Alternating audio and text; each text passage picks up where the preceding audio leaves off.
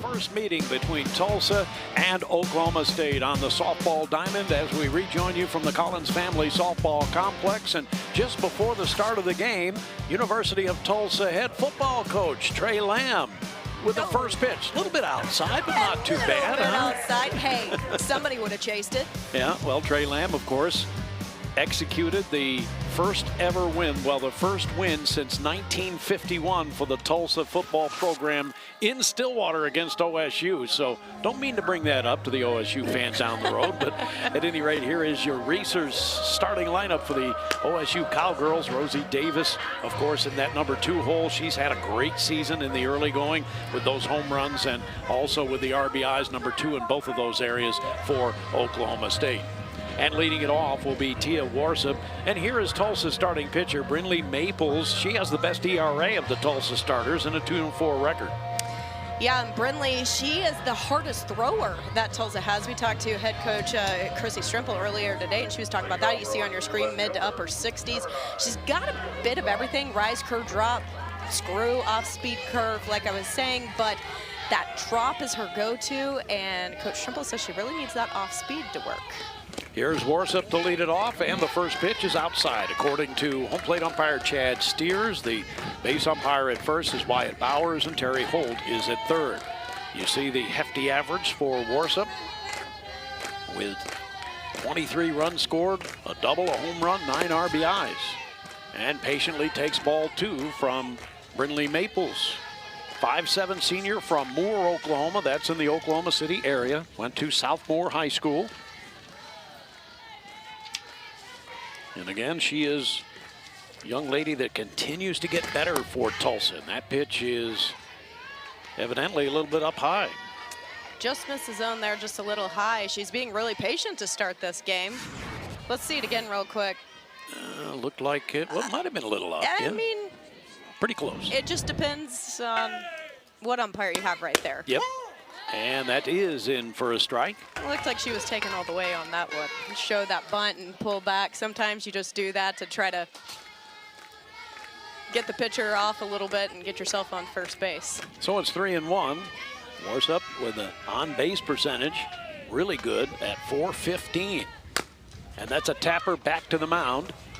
Maples gets the job done. 1 down here in the first inning, and that's the way this game starts. Tulsa and Oklahoma State. Going to look at the defense for Tulsa. Tulsa made a change over the weekend and had Presley Ray, the freshman, coming in playing shortstop. She did a solid job. And you have a freshman in center field as well. Faith Russell is the veteran at second base, but Tulsa young up the middle. And we'll talk about OSU, also very young up the middle, but very good. Here's Rosie Davis. And that one bears inside for a ball. 1 ball, no strikes to Davis. Davis's number's pretty good as well, a .323 average on the season. She scored 26 runs, has 6 doubles, no triples, along with those 7 home runs and 28 knocked in. Hassler on deck is their leading RBI hitter. And a 2-0 count again. Maples has gone 2-0 to the first 2 hitters, went 3-0, and then was able to come back and get Warsop. But you can't live for very long as a pitcher going 2-0 every batter. You can't. You're going to end up wearing yourself out, and it's just giving these batters more time to look at you. You definitely want to get on top quick. 2-1 count now. Hassler on deck. Tulsa and Oklahoma State, again, the 61st meeting. OSU leads the all-time series 37-23. We'll see some of those numbers a little bit later on, but they have won 9 of their last 10 in the series.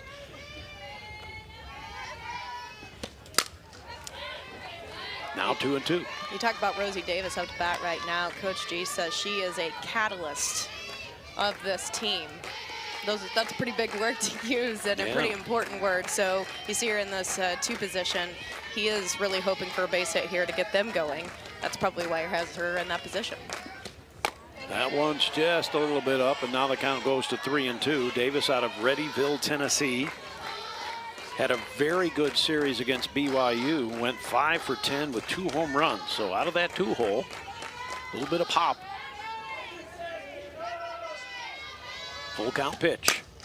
Down the third base line, the backhand play by Cole. It's not going to be in time at first. Kind of a tough play on the backhand, and so Davis is aboard. We'll see how they score that one. Going to be a base hit. Yeah, that's tough going to the backhand, and it just got in on her a little bit, a rough hop, and then she just didn't have time to get it over there. So it's a 1-out single for Davis, and here's Amanda Hassler, and she's had a splendid season as far as running, getting runs batted in. 34 RBIs on the year, 4 doubles, a triple, 8 home runs to lead the team. Yeah, she can do some real damage once she levels up with the ball. You can see right there. And that one hit deep to right field, and it is gone. Amanda Hassler hits her 9th home run of the season, and Oklahoma State has an early 2-0 lead. She took that pitch on the outer third and just drilled it the other way. And the Cowgirls on top here early, 2-0. Yeah, she did, as we're going to get to see it again. I take it in a moment here if we can. Able to get those arms extended, huh? Yeah. You can see, though, that she was short to that pitch and just long through it. And that's what Coach G was saying, that she just needs to keep her swing short. That's what he meant. She needs to stay short to the ball and long through it, because that's where you get your power, is the long on the backside. Carly Godwin, the batter. So a 2-0 advantage for Oklahoma State here early. And that's in for a strike. And you mentioned, of course, that Brinley Maples, the hardest thrower for Tulsa, and she'll touch 68, 69 miles an hour. But Coach was saying she also really needs that off speed to work, and that's why you got to be changing those speeds. She did it there, and a fly ball to right. That just keeps those hitters off balance. And this is that area right there is the sun field right now. The 5 o'clock start, and the sun going down to our left, right behind us. It can be difficult. It can. I never envied our right fielders. I played a little bit of right field, but I played first base. And anytime there was a ball going up into the infield, I did not like these 5 p.m. start games. Yes. That pitch in for a strike to Aubrey Jones. We featured her on the Open, the .342 hitter and glittering defensive player. But her offense has been obviously a very pleasant surprise. Just a little bit low. Yeah, that's just real. You can tell by her stats that she's playing older, I guess, than what she is. And that's what Coach G was saying about some of these freshmen. They have a lot of freshmen, and we'll talk about that, I'm sure, in their starting lineup. And he says they're playing good ball at a level he maybe wasn't even expecting this quickly. Well, they moved her up in the order. She was down in the order, as you might expect for a freshman. You're going to put her in the 7 or 8 hole, something like that. And she said, obviously, yeah, she's proven it, huh? She wanted to move up. Out of Gaylord, Michigan. Gaylord High School. And that's in for a strike. 2 balls and 2 strikes. So Brinley Maples gets touched up for a 2-run homer. What's the approach after that happens to you as a pitcher? Well, it is early in the game. You just have to shake that one off. You have to say, man, she won that battle, but I got to make sure the rest of the hitters don't. There's a 1-hopper, and Macy Cole handles that, and that'll do it for Oklahoma State. So the Cowgirls get on the board first. A big blow to right center by their big bopper, Amanda Hassler. She gets it out of here in a hurry, and Oklahoma State leads 2-0. Tulsa coming up next on ESPN.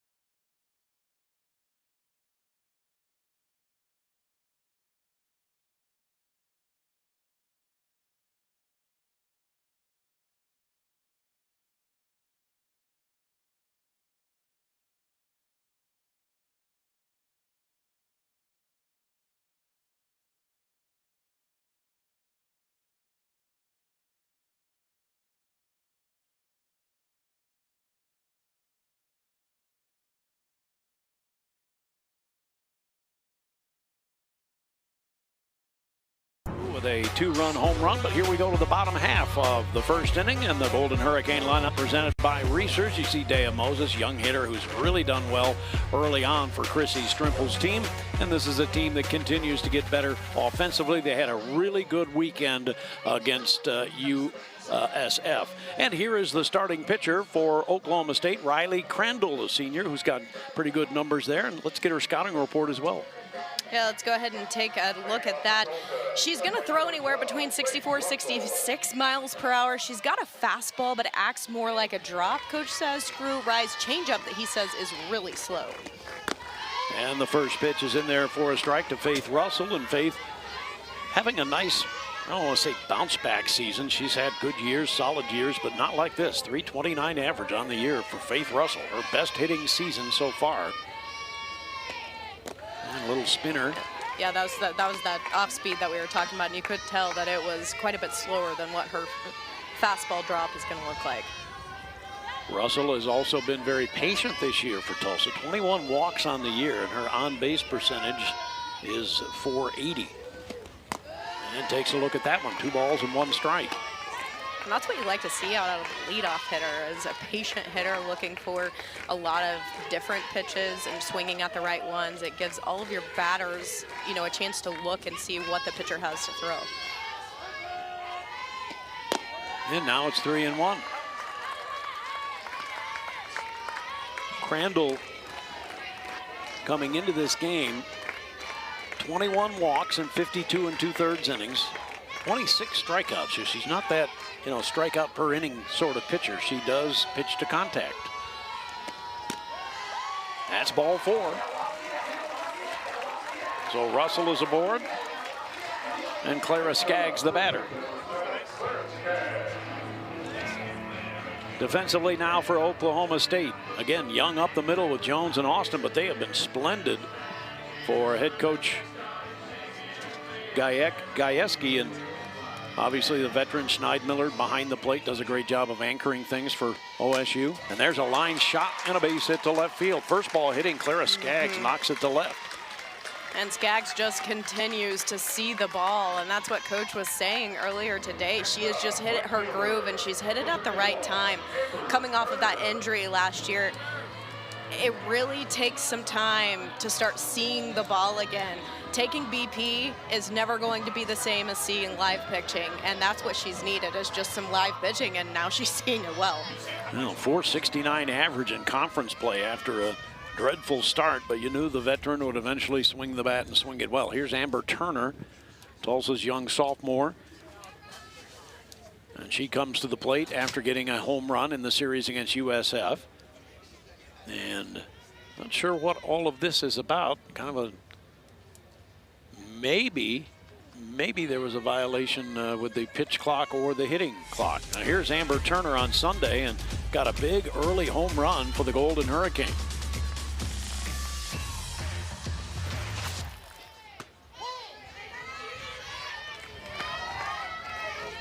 Well, we saw the home plate umpire note something in his pad, and I'm just wondering if maybe the hitter didn't get in the box soon enough and they ruled a strike. I'm not sure.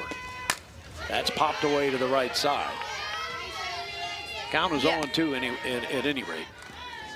Yeah, I'm not sure exactly what happened there. When you were playing, obviously there wasn't a pitch clock. We didn't have that. No pitch clock violations, you know. But I do like the fact that it is speeding the game up a little bit, you know.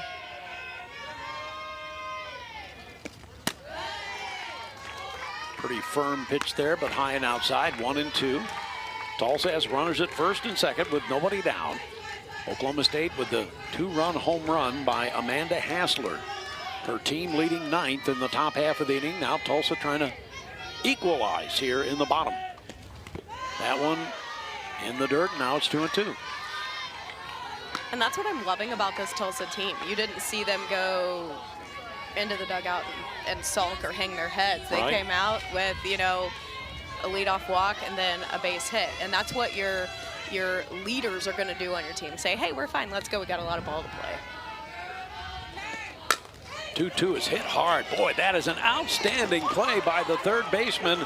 And Rosie Davis with a sparkler, and it's a double play, 5-3. goodness, what a play on the backhand by Davis, because that was labeled as possibly a double down the line. That was a beautiful play, backhand, and she just set up perfect right there with runners on first and second. You got to force it third. She touches her bag, throws to first. Let's watch it one more time. Look at that. And then you got the first baseman going there and getting the ball and getting her foot back on the bag. So we got to give her some little prop some as well, credit there yeah. as well. Yeah. Here's so. Dea Moses now with 2 down, runner at second. Skaggs at second base. That's the kind of thing you hate as a hitter. You just level one up like that, and it comes off the bat feeling so well. But then, you know, you got to give defense props when they make great plays too. Oklahoma State with a .974 fielding percentage as a team. Pretty good average. You love to get it in the 980s or a little higher, but 974 is pretty good.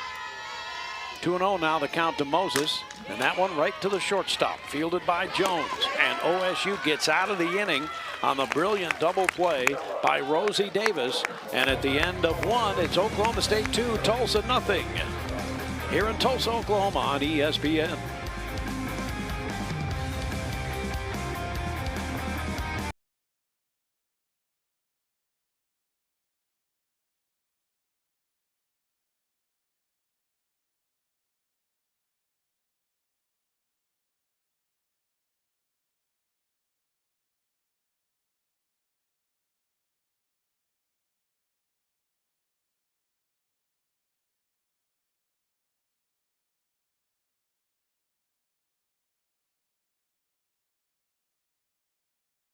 National Merit Scholars per capita? Easy.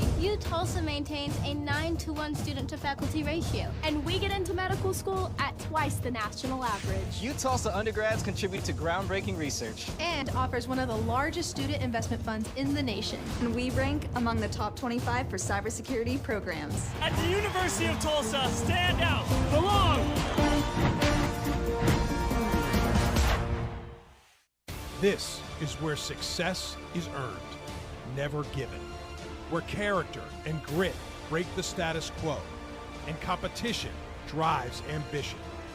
Ignited by innovation, united by mission, bold in service.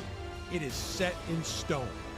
One footprint, 15 world-class institutions, one conference. This is the American, built to rise. Kenny Gajewski's OSU Cowgirls with a 2-0 lead. There you see his numbers. Kenny's had a great career, 11th season as a head coach, 5 College World Series appearances, 5 regional championships. They won the Big 12, and he is an outstanding coach.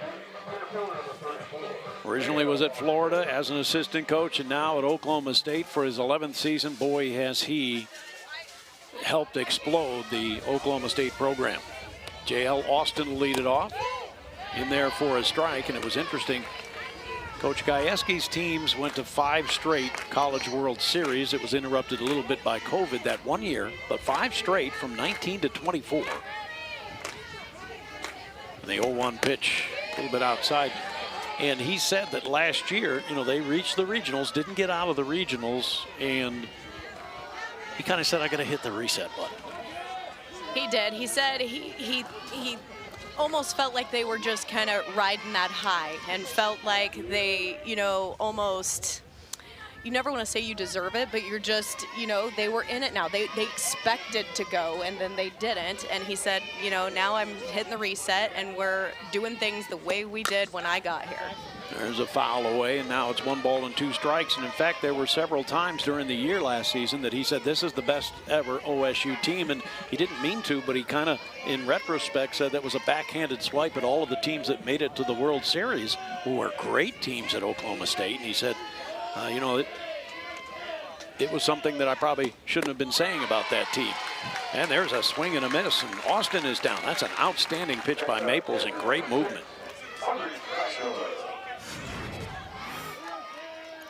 You see that pitch really just, wow, came in on her hands, and she just went for it, but did not see that ball. Now, was that the hard drop ball, do you think? Or I'm what? thinking that might have been more like, because she's a right-handed, went in on that left-handed hitter. It was kind of like a drop curve almost is what it looked like to me, because it was coming in on her hands. Audrey Schneidmiller, the batter, the catcher. And a lot of times pitchers can do that. If you don't truly have a drop curve, that was the drop ball. Yeah. If it rolls off the fingers a certain way or any little spin can change what that pitch does. 1 ball, 1 strike to Schneidmiller, who went 2 for 4 in the BYU series, had a home run. Overall hitting .345. Back to the mound and fielded by Maples, 2 down. And obviously Brindley Maples looking for the comeback inning here after giving up the 2-run home run to Hassler. And looking to have a 1-2-3 inning. Here's Jaden Jones. And that's exactly what Coach Strumple was saying that Brindley needs is when she throws that drop ball is just to get the contact ground balls, which is what she's wanting. Jones, a second baseman. And in for a strike. And back to Coach Kenny Gajewski, he talked about, he said, we got soft. And what he meant by that, he says, I got soft, with all of the great success. And he said, basically, I had to go back to being first and second year Kenny, which I think was funny. We're going to do things the way we used to. And what it is what I got from him anyway, is paying attention to the small details. He says, we're going to wear the same socks, girls, when we lift weights. Same color. Yeah. And that stuff really is important. It wasn't that they were undisciplined, but just feel they had to kind of go back to the way it was, so to speak. Now 2 balls and 1 strike. And he loves this team. He loves this Oklahoma State team. Young, got really good chemistry, good mix between the older and the youngers. It's a very unique team, as he says, because if you look at their roster and even their starting lineups, you're going to see a lot of freshmen and then a lot of seniors, which is very unique. You just have a couple of, sophomore, juniors sprinkled in. And that is a very interesting team because you're dealing with a lot of new and then a lot of players, who have gone to the World Series and know what that's like. 3-1 pitch, and that's ball 4. So Jones is aboard, and if you're Chrissy Strimple, you don't want your pitcher to walk the 196 number 8 hitter, but that's what happened. Now here's a look at Oklahoma State's tough schedule. I mean, look at that. This young team was playing a bunch of really good teams. Yeah, he actually said yesterday, he goes, man, did I make the schedule too hard? But he said at the end of the day, he wants these freshmen especially to have that experience so they know what it's like to play that caliber of ball. And he said that schedule put us in a great spot to see where we are. And I think they kind of know that now. And of course, a long Big 12 season yet to go. OSU coming off of a series victory, 2 games in a row beating BYU, lost the final game, runner going, and they have her in a rundown. Tulsa able to execute it, and the final tag by Clara Skaggs, and Tulsa gets out of it. No runs, a base runner, then erased on a steal attempt. And that's it here for the top half of the second inning. And we go now to the bottom of the second with the score, Oklahoma State 2, Tulsa nothing. We'll rejoin you in a moment on ESPN from Tulsa, Oklahoma.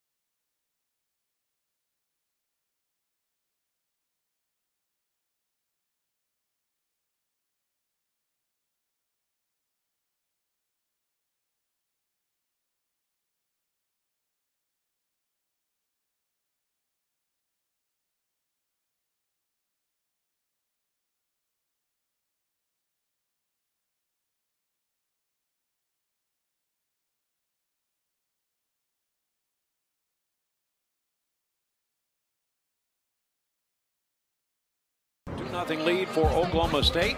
We get a good look at 7th-year head coach Chrissy Strimple of the Golden Hurricanes, second most wins in school history behind the legendary John Barfeld, and of course had many years as an assistant coach with John Barfeld, 21st season with this program. And you had a chance to be coached by her very early in her coaching career, Sarah. Very early. She is just a Golden Hurricane through and through. Loves the team, loves the game, loves to talk ball, loves to coach ball. And we're loving seeing where she's at today. Mackenzie Glenn to lead it off. No balls, 1 strike. What did you see out of Riley Crandall in that first inning? Because she got in trouble right away.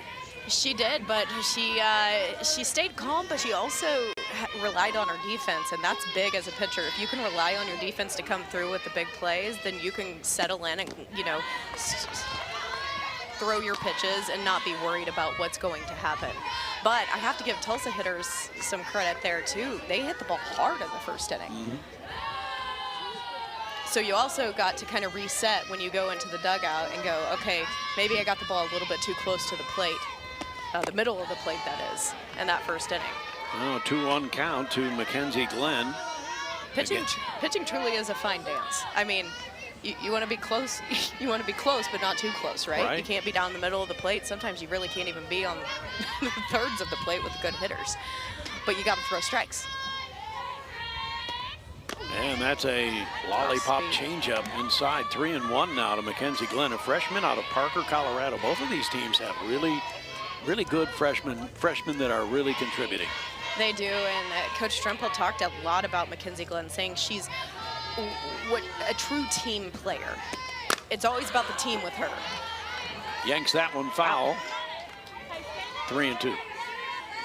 She just says she cares so much about her team, and she really thinks that she's going to be a growing leader as a freshman. She says she's actually starting to step up into some leadership positions and saying things, and the seniors have no problem with it. That's how you know you got a true leader in a kid. Calls her a coach's dream. Change up fouled. Riley and it's Crandall 3-2 again. really using that changeup, as you can see, to keep these hitters off balance. It's funny, Coach Strimple almost stumbled upon Mackenzie Glenn, was watching her niece play in Colorado, and all of a sudden she said, who is this girl that's playing center field? And she knocks one to center field for a base hit to lead off the second inning for the Golden Hurricane. Macy Cole, the batter. What'd she do here? She just made good contact. That ball was a little bit down, but she just stayed on it and drove it right back up the middle. That's what you want to do, is just keep your barrel on a line and hit that ball right back up the middle. And that's what she did, just good, solid contact. And with Tulsa's left-handed heavy lineup, that down ball is something that they really feasted on in the series against USF. Here's Macy Cole, who hits from the other side, right-hander. And speaking of feasting, look at this. Wow. Huge home run. She really had a comeback weekend. She's been a bit of a slump. There's another one. That ended up being the game winner against USF on Sunday, coming up 3-2 after that. But she has really, as a senior, just stepped up in the last couple of weekends, especially last weekend after coming out of a slump. And she has a count of 1 ball, 1 strike. A little farther down in the lineup, Macy, down in the number 6 hole. There have been a lot of times when she's led off this year. Yeah, sometimes coaches do that just to take a little bit of pressure off of kids. And she also, Chrissy told us that, you know, we did see Macy at short for quite some time, moved her over to third, just changing some stuff up. And now it's 3-1, second straight 3-1 count for Riley Crandall. Young lady out of Artesia, New Mexico, and a transfer from Baylor. Coach Gajewski said he has sat down and had some coffee with Riley this week and just said it's go time, basically. And he's wanting her to really stay present, stay in the moment. And so maybe that's what, you know, catcher went out and said to her right now, just take a deep breath, stay present. We're up 2-0, just throw your game. Cole takes a walk. So a single and a walk, and for the second straight inning, Tulsa has a pretty good threat here against Crandall. 2 on, nobody out, just like the first inning, and now Emma Vickery, the batter. And we'll see what Coach Trimple does here, but you got your seven hole up with a 204 batting average. Are we going to see her try to get these runners in scoring position with a bunt? Right. Doesn't appear so. Nope. She drives it to right center field, and that one goes to the wall. Tulsa has Glenn coming around to score. Here comes Cole to try and tie the game, and she ties the game at 2, and sliding into second with a double is Emma Vickery. So Vickery with a huge extra base hit to right center field, and the game is tied. Absolutely. We'll see that again. She just took that, again, down pitch. And if you remember when we were talking to Coach Trimple, she says, that's what we like to hit is the down pitch. We're good at hitting the down pitch. And they're just getting their hands to the ball and driving it where the pitch is thrown. And so, with nobody out, a 2-2 ball game.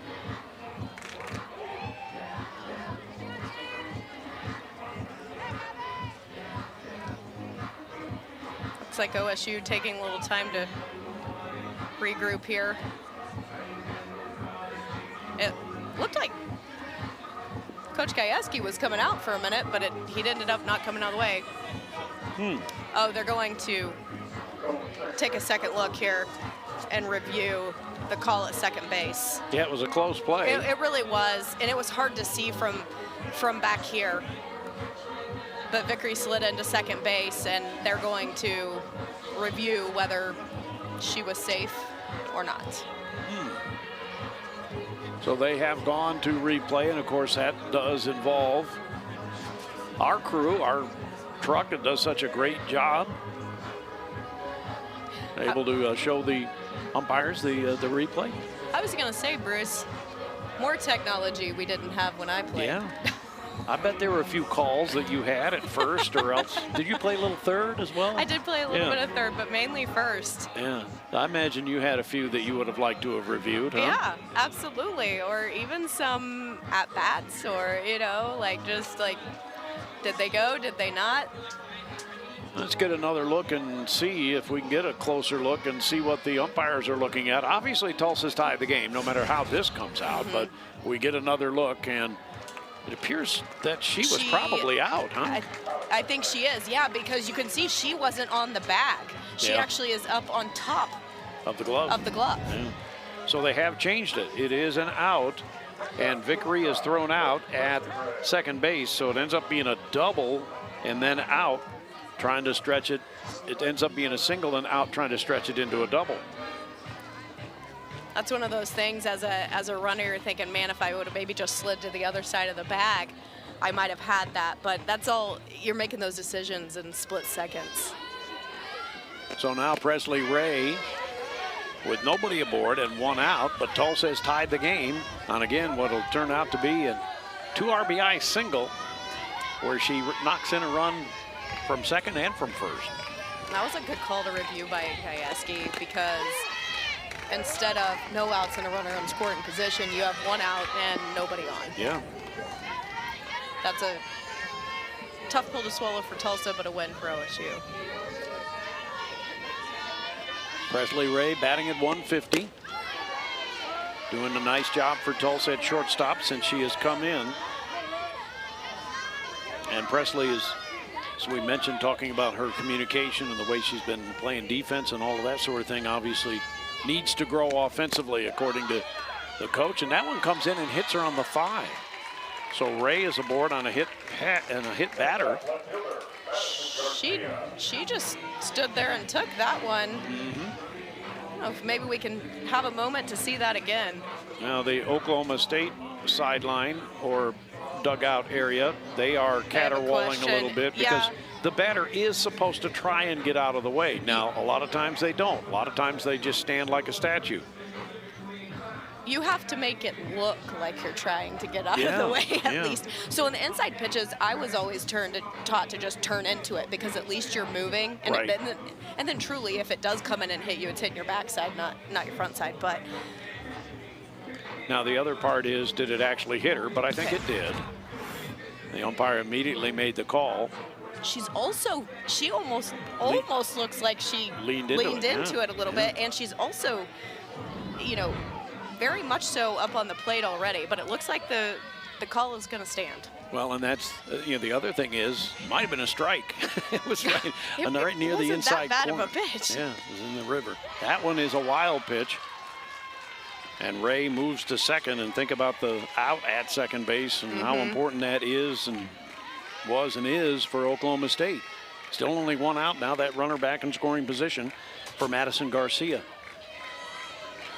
Garcia on the season, batting at .242. That ball hit shallow left center. Austin collects it for the second out. So the Golden Hurricane getting a 2 RBI hit out of Emma Vickery. And now we go to the top of the order, and Faith Russell with 2 outs and a runner at second base. I'm really seeing out of these Tulsa hitters a lot of what I was seeing out of them over the weekend, though. They look confident. They look ready to battle, ready to hit. There's that off speed again. And that's what Coach Strempel was saying she wanted to see. She wanted to see that fight from this weekend that they had for each other carried forward. And frankly, I see it to go down 2-0 in the beginning and fight back already. Now 1 ball, 1 strike to Russell, who walked to begin things for Tulsa in the first inning. A really nice defensive play by third baseman Rosie Davis helped get OSU out of that first inning.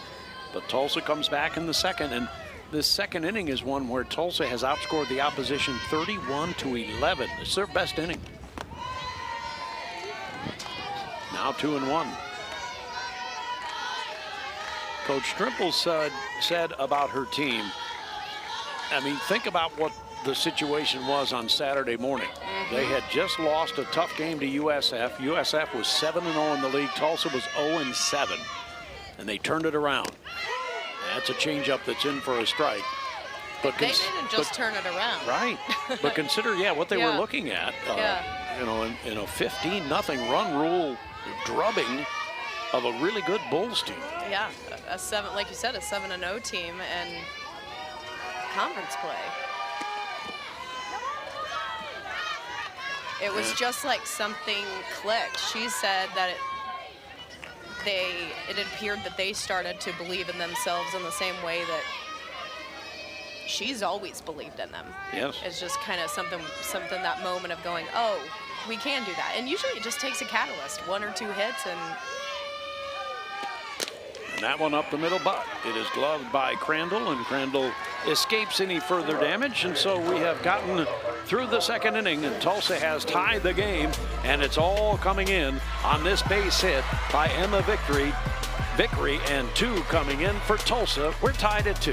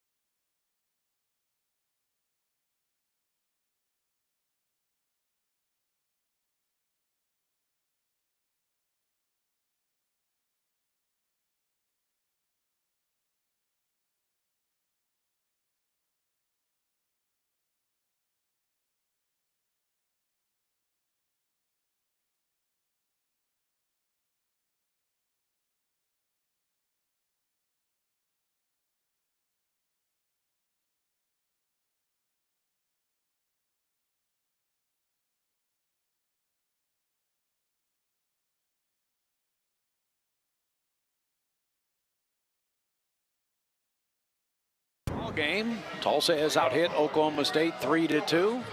2 runs in the OSU first inning. That coming off the bat of Amanda Hassler. and 2 for Tulsa in the home half of the second. So we go to the third.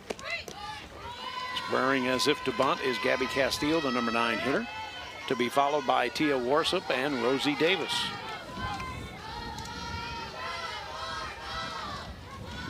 Brinley Maples with a nice recovery in that second inning.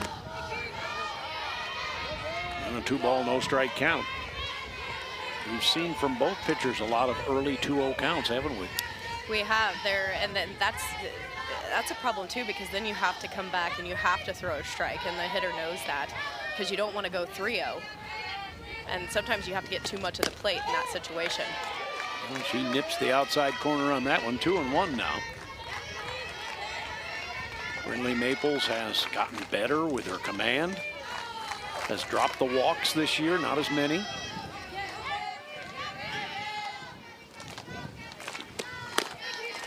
And now it's 3-1. One thing Coach Trimple had talked about with regard to Brinley Maples is, especially last year, but she's cut this down, too many obvious balls. When the ball comes out of her hand, the hitter knows it's not even going to be close, right? Yeah, you don't even start your swing. You just know. And that one may not have been an obvious ball, but it was taken, and it's ball 4. It was. That's more of the type of ball that Coach Trimple is wanting to see from Brinley. It's just one that's close enough that maybe a hitter will go fishing after. Right. So she has cut down on the obvious balls, if you will. Made her a better, more effective pitcher. Now top of the order, and it's Tia Warsup. Squaring the bunt, and it's 0-1. That's the traditional small ball I was talking about earlier, is just trying to square around, get a sacrifice bunt on the ground, and move that runner into scoring position. That is a bunt that hits her, and I think she was still in the box, so it is a foul ball. If that one hits her and she's out of the box, she's out. She's out. We'll get another look at it here. Definitely still in the box. Yep. Hit her hand as it bounced back up before she took off running. And that's why it's so important to see the ball down in a sack bunt situation. You're not necessarily wanting to get yourself on base. You're wanting to move the runner, so you want to see that ball. To the second baseman. They get the out at second. That'll be it. Russell with the backhand flip. And Warsup reaches on a fielder's choice. One down as Castillo is eliminated. And the batter is Rosie Davis. Davis got things started in the first with a base hit, followed up by the Hassler home run. And the early 2-0 lead for Oklahoma State. But we're tied at 2 now after the 2-run rally by Tulsa in the bottom of the second inning.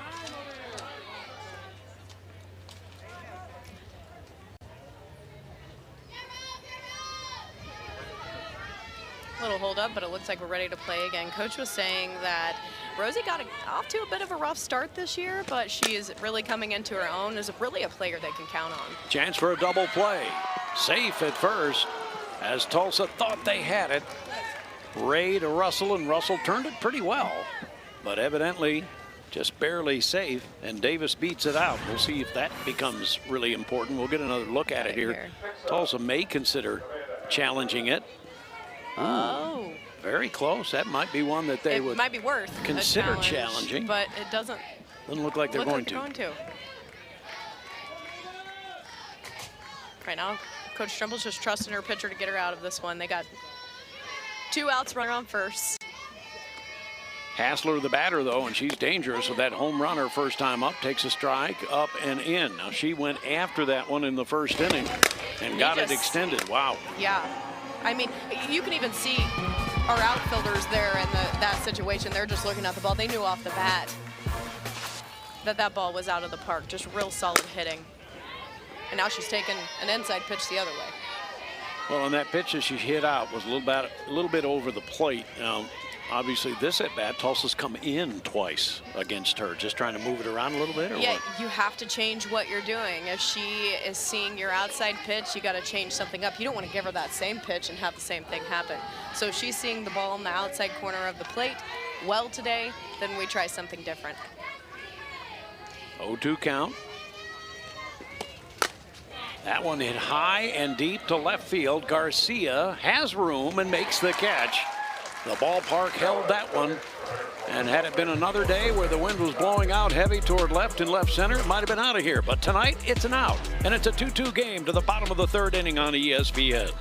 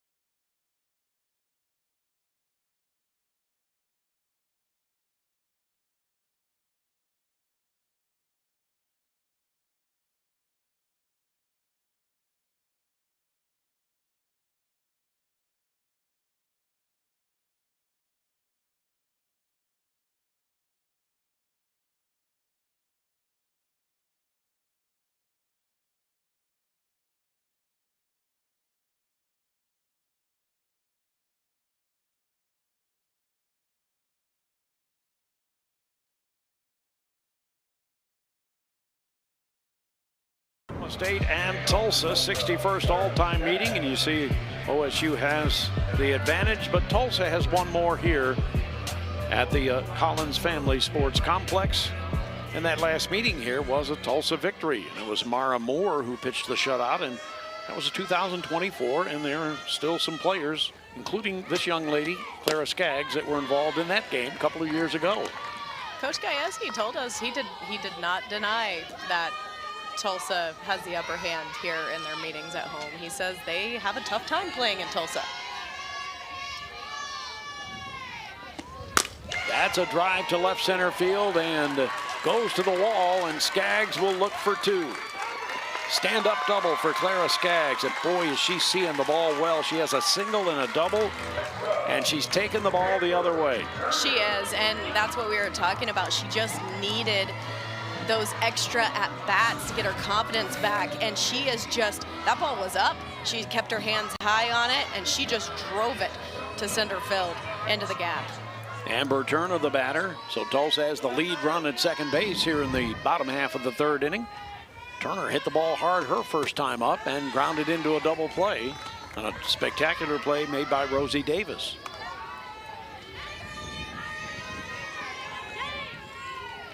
Golden Hurricane hitters are definitely seeing Crandall's pitches well at this point. There's the off speed again. And it misses, and it's 2-0. So it'll be interesting to see what Coach Gajewski does if this pattern continues. Amber Turner was 2 for 10 in the USF series, but one of them was a home run. And she took a hefty crack at that one. You foul a ball straight back like that, you're definitely seeing it.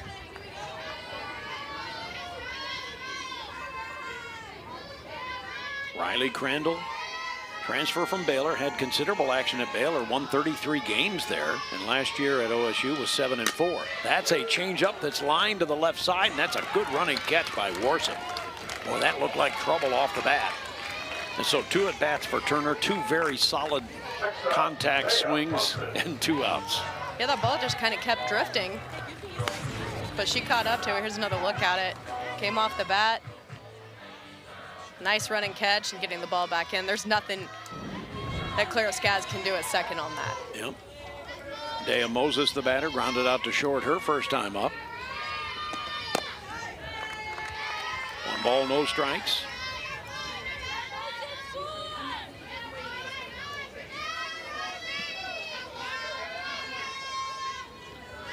Moses batting .370 in American Conference play.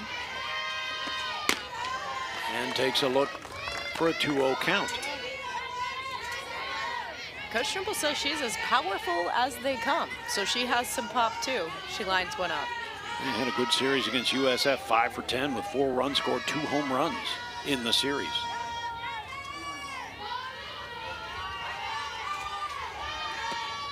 Oh, went after that one. And it's 2-1.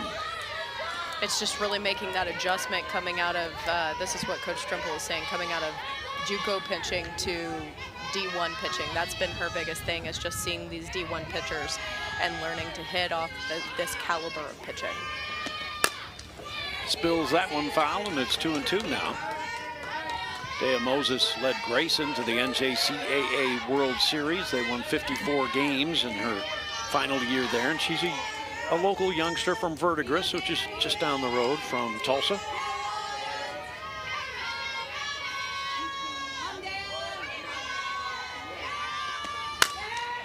Down the left field line, twisting and turning, and it is foul, long enough for a home run. And boy, off the bat, I did not think that would leave the ballpark, to be honest with you, but it did curl foul, and it was pretty darn close. Yeah, she made some strong contact as we take another look. Ball was off the plate. I mean, that's a nice swing by Moses to put that where she did. They came inside there, and now the count is 3 balls and 2 strikes. And that was the right call. It was twisting just foul. That's when everybody in the ballpark on Tulsa's side is leaning to the right. Yeah. And everybody in OSU's side is leaning to the left, wanting it to go. There's a line drive to right field. Castillo fields it. Tulsa will not take a chance and try to score Skaggs, because that's a really strong throw by Gabby Castillo on a line to home. Wow. Right on the money. Plus that ball was rifled to right. Got out there in a hurry, didn't it? It was hit really hard, and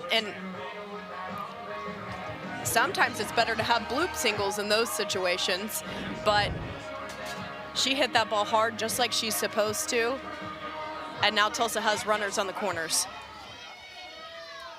Mackenzie Glenn, the batter. Sometimes if you hit a bloop single in that situation, you can go ahead and score that runner from second. You see OSU's infield pulled in at this point. Yep. They want to choke off the lead run. Makes you a little bit better hitter if you're Mackenzie Glenn, who singled in the second inning. 1 ball, no strikes to Mackenzie. She went 3 for 6 in the series against USF with a double and 3 runs scored.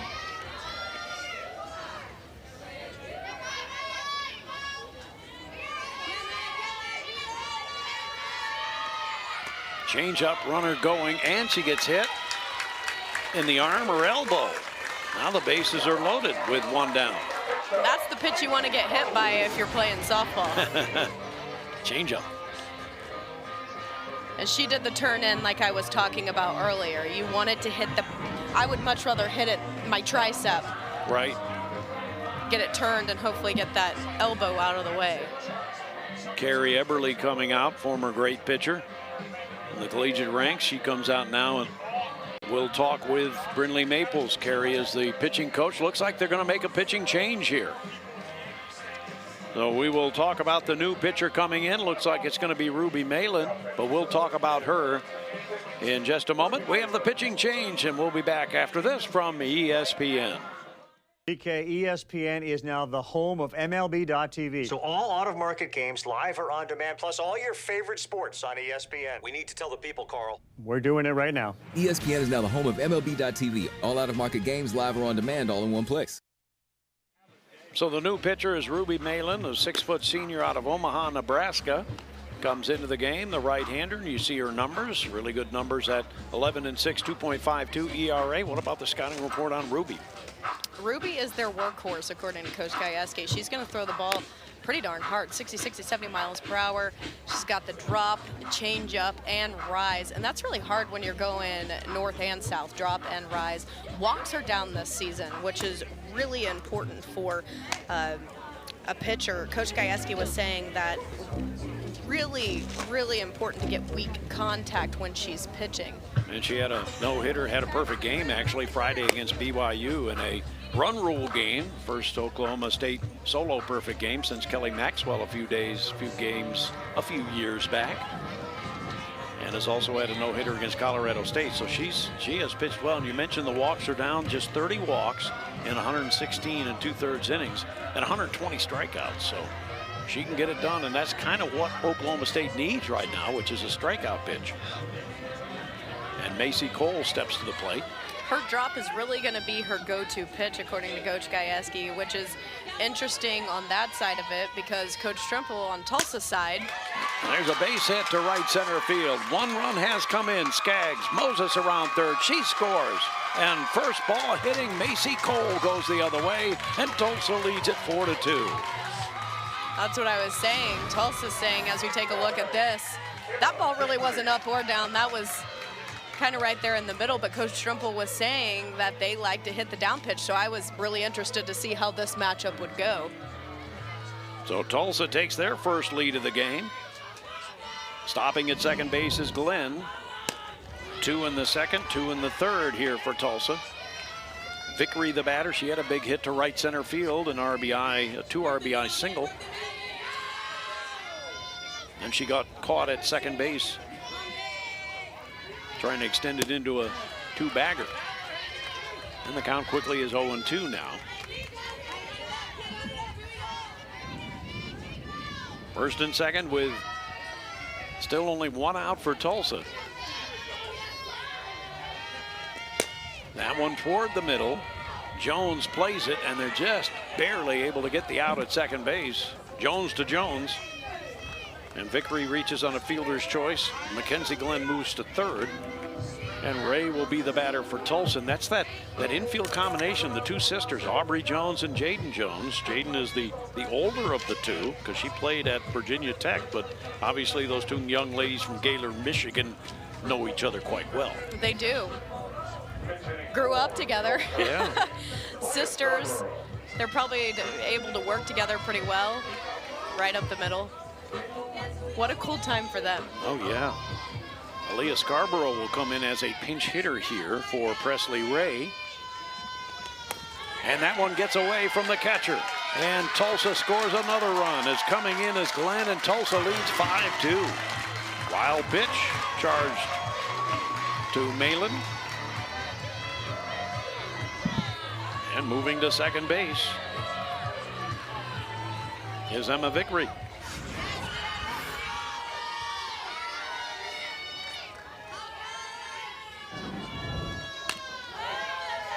Fouled away, and I don't know how many games you caught in your career. Not many, right? Not one. Not one. And we have a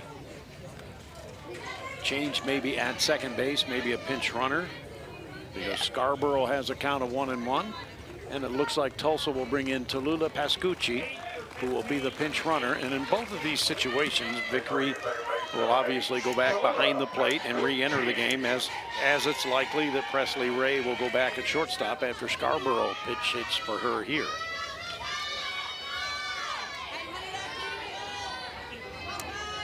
Here's the 1-1.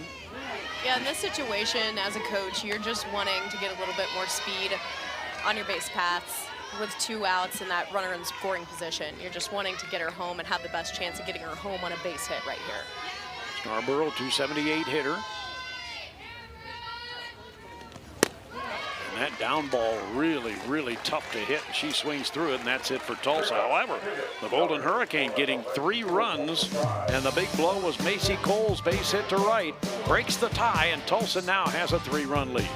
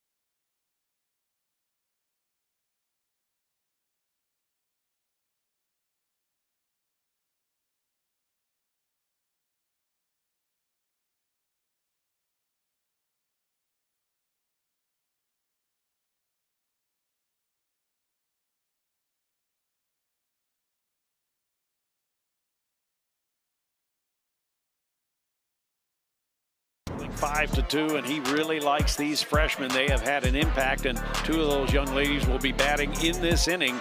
Jones and Austin have really been outstanding. Yeah, Aubrey Jones, we talked about her at shortstop. She was the player to watch for OSU, and 342 as a freshman is just remarkable. He sees her as a leader coming up, and you can't forget about Gabby Castillo down there. 421 batting average. Yeah, your number 9 hitter. Yeah, how about that? I mean, so you're looking at one of the other ones right there, too. Well, 3 impact freshmen, and then, of course, one of your good pitchers, if you're OSU, talking about Presley Downing, who has had good marks this year as a freshman, as a pitcher.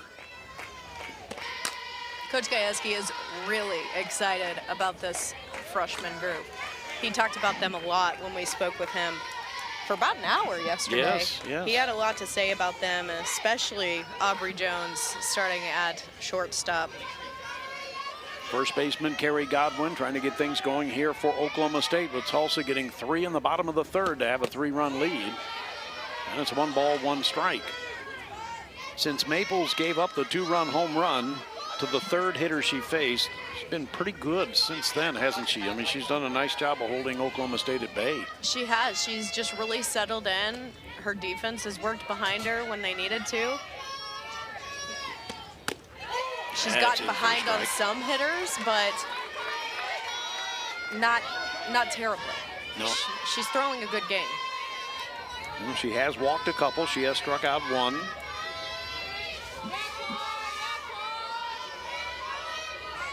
Has allowed only 2 hits. Trying to pound her inside again, and now it's 2-2.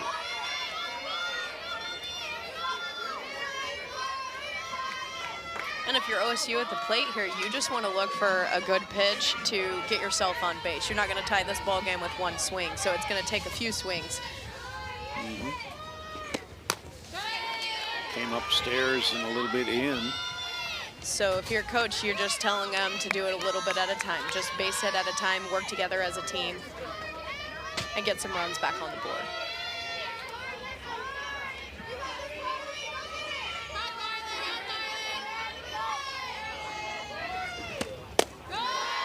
Now 3 balls and 2 strikes. Leadoff hitter Godwin. Coach Gajewski said she was best hitter in the fall for Oklahoma State, and still not quite there fully yet as a hitter this spring, but has time, obviously, to get it together. Says there's just a little something he wasn't sure. Still missing, but as soon as that clicks, he says she's going to be a feared hitter. Skyrocketing potential with this one. Boy, they got the catcher on that foul tip, and not sure where that hit Emma Vickery. They are coming out and taking a look at her, and Amber Turner, who starts a lot of games for Tulsa in right, got a foul tip right about the same place. Yep. The inner thigh, and that does not feel good.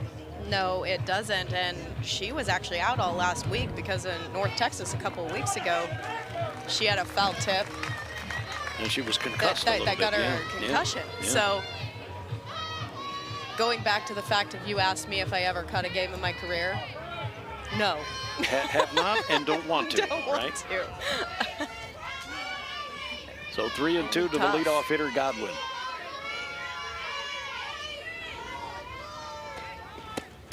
That's hit well to left field, way back and gone. Home run for Godwin, and maybe she has found something. That's her 2nd home run of the year, and Oklahoma State makes it 5-3. Boy, she got into that one. She did, making good on that potential Coach Gajewski was talking about. She just got her bat head to the ball as we take another look. And there was no question. That ball was out as soon as it came off the bat. Well, they had been coming up and in. That one was down and in, and boy, she just got it. She got her bat head down to the ball and got it out of here. So real quick, got another run on the board. Coach Gajewski said, well, there's something holding her back. There was nothing holding her back on that swing. Leadoff home run here in the 4th inning for Oklahoma State. Godwin with her second of the year. Now here's one of those two freshmen we were talking about, Aubrey Jones, the shortstop, who bounced out the shortstop her first time up.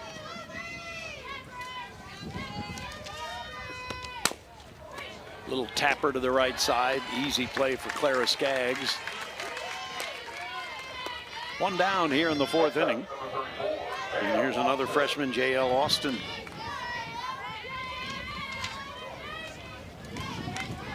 Austin is again one of those freshmen and has lots of power. She's from Owasso, Oklahoma, just north of Tulsa here. And Coach Gajewski called her a game changer.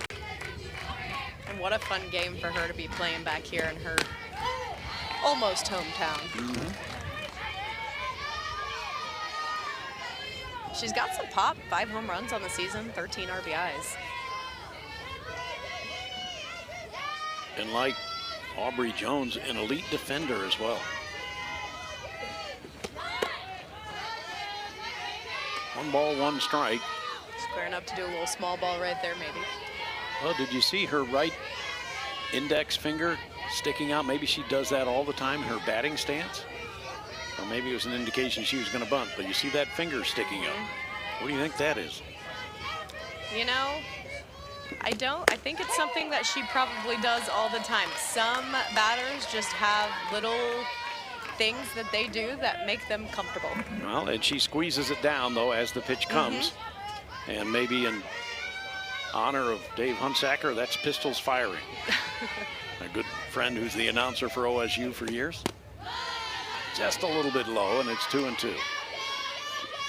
Yeah, it's interesting. You see all kinds of things from batters, and they do on their trigger when they load. They all get into a hitting position, but hitters start in all sorts of ways. 2-2 count to Austin, who struck out her first time. And got her on the same pitch, low and inside. That is a nasty pitch. That's got to be the down ball, right? The hard fastball that's a down ball? That's a down ball, yeah. The drop is just a nice pitch. If we get another look at it, here it comes. You didn't see the downward motion as much on that one. You see it there, though. Yeah, you see it there. It was low to start, but you could still see the movement once it got to Vickery's glove. And again, it was not an obvious ball. It was one that left-handed hitter had to think was a strike. Well, with 2 strikes, of course you do. You have to be hitting anything close because you don't want to leave it in the hands of the umpire.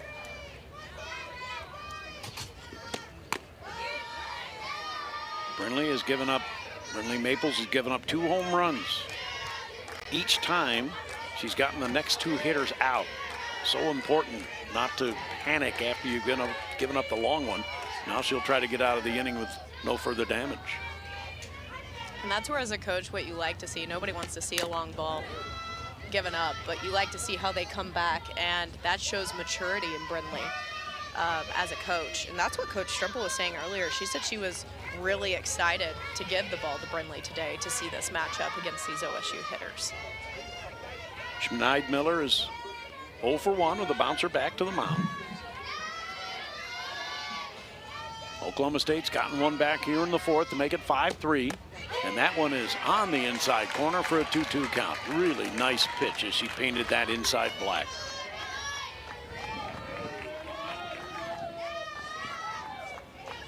That is right where you want to stay with strikes. If you're throwing strikes, especially with these hard-hitting OSU hitters, you want to stay on the corners. And she hits that one right at the knees on the inside edge, and it's a big strikeout for Maples and a nice recovery after this home run by Carrie Godwin. Godwin getting it out of the park for her second of the year has drawn Oklahoma State to a 5-3 deficit.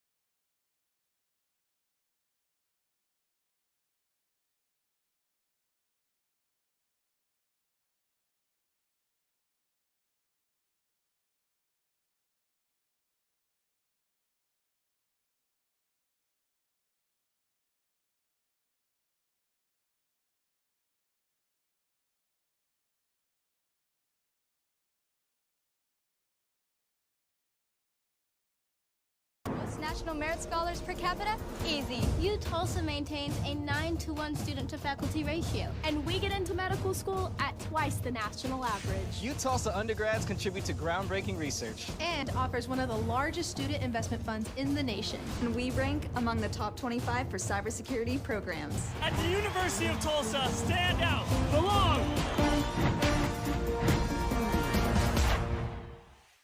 This is where success is earned, never given.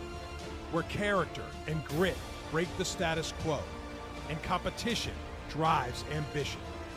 Ignited by innovation, united by mission, bold in service. It is set in stone. One footprint, 15 world-class institutions, one conference. This is the American, built to rise. Ruby Malin will try to get her first full inning in here in the fourth. Bottom half of the fourth, and Tulsa has a 5-3 advantage. Ruby in relief of Riley Crandall. The Golden Hurricane getting 3 in the home half of the third. OSU bounces back for the home run off the bat of Kerry Godwin. And now here in the fourth, Tulsa will have Madison Garcia, Faith Russell, and Clara Skaggs. And maybe we can get a look at this in the infield. Everybody knows that Madison Garcia, nicknamed Peanut, loves to bunt the ball.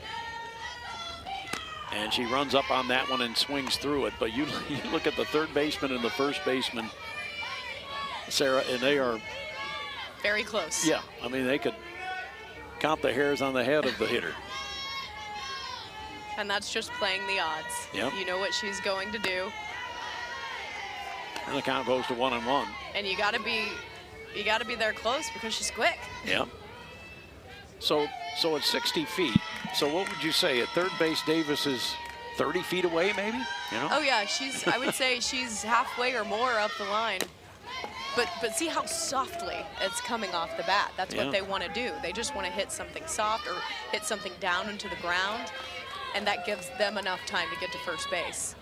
So what the infield's trying to do is take that away. Take that big bounce away. I'm going to back up a little bit. Garcia now with a 1-ball, 2-strike count, but they're still pretty short. And again, she's pounding that one down, and that's certainly a technique, isn't it, to pound the ball into the ground. It is when you have that much speed. Well, let me tell you, I didn't have that much speed, so I don't know what it's like, but you want to get that high hop because it just gives you that few extra steps, and that's all you need to get there. So that's why you're going to see third base more so than first base come in, because they also try to hit it to the opposite field with a longer throw. Pokes that one foul, and it's still 1 ball and 2 strikes. Did you ever run up on a ball and try to hit it? I seem to remember you just stayed back and hit the heck out of it. Oh yes, no, I was not a slapper. I was what they would consider more of a power hitter. Checked her swing on that one. They will appeal. Third base umpire Terry Holt says no swing, 2-2. And there's no question what she is doing here puts stress on the defense, doesn't it? Absolutely. Try to make them rush and make an error. A lot of times that is what slappers can do to a defense. Able to spoil again, 2-2. I am always in amazement for slap hitters running up on a ball and still somehow able to keep their eye on the ball and make some sort of contact. Absolutely, and then beat so many of, just beat the ball down the line. That's strike 3 on a changeup. Got her with the off-speed pitch, and that's really good pitching by Ruby right there. Even though she is a slapper, you know, a lot of times you're not going to see the off-speed pitch to a slapper, but in this situation, it was a good call because so many of the other pitches, Garcia had just been fouling off and fouling off, fouling off, so Ruby says, okay, let's give you something different. Yeah, up in the eyes or up in the letters, if you will. 1 down, and Faith Russell, the batter, 0 for 1 for Faith.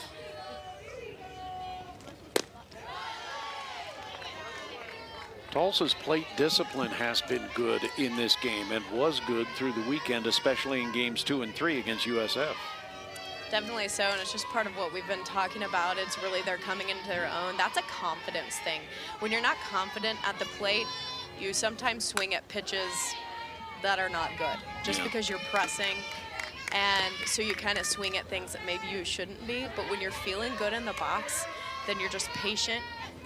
You keep your weight on the backside. You wait for what you want to hit, and you hit it. Russell walked in the first, bounced back to the mound in the second.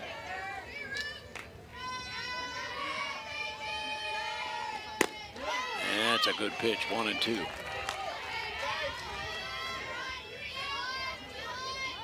Definitely a pitcher's pitch right there, as they would call it, a pitcher's strike. So I don't think that's a bad take by Faith Russell at all with 1 strike. 2 strikes, now you got to swing at it. And the drop ball does not hit the strike zone. 2-2 now. Faith Russell out of Jenks, just south of Tulsa. Yeah, and you can see Ruby Malin came back to that same area of the plate on the inside. So it'll be interesting to see what she throws right here. And the play made by Davis, 2 down. She did go to the opposite side of the plate, so she threw her 2 in, and then she went to the opposite side, which is on the outside corner you see there. So that is a lot of times a strategy by pitchers. You want to get a hitter guessing in that situation. Is she throwing me in? Is she going to throw me in again? Is she going to throw me in? Meantime, a hitter, coaches are going to tell you, you don't want to guess what a pitcher's going to throw, because most of the time you're going to guess wrong. Right. Here's Skaggs. And a good take there on a breaking ball. 1 ball, no strikes, and Clara Skaggs. You know, when you're seeing the ball well, you take a pitch like that. When you're not seeing it well, you swing at it. Absolutely. She's 2 for 2 with a single and a double. 2-0.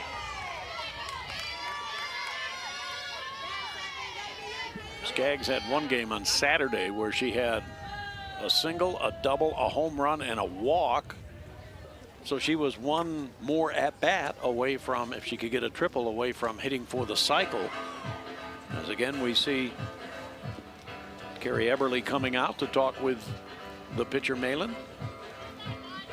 She's just really, Clara Skaggs, seeing the ball well right now. Sometimes I remember being a hitter, these are the times when that little tiny softball actually looks more like a beach ball coming in there. And that's what you want as a hitter. 2-0 count. There are plenty of other times that softball looks more like a golf ball, too. Or a grape.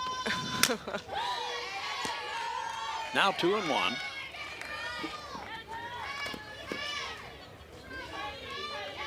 Tulsa got 2 in the second after OSU opened the scoring on the 2-run home run by their leading home run hitter, Amanda Hassler. Tulsa got 2 in the second and then 3 more in the third. The home run in the 4th inning, top half by Godwin, has closed the gap. That's another drive and a nice catch on the run by Austin. She got a good jump on it, and Tulsa goes 1-2-3 despite solid contact by Clara Skaggs. Tulsa leads 5-3 at the end of 4 here in Tulsa on ESPN.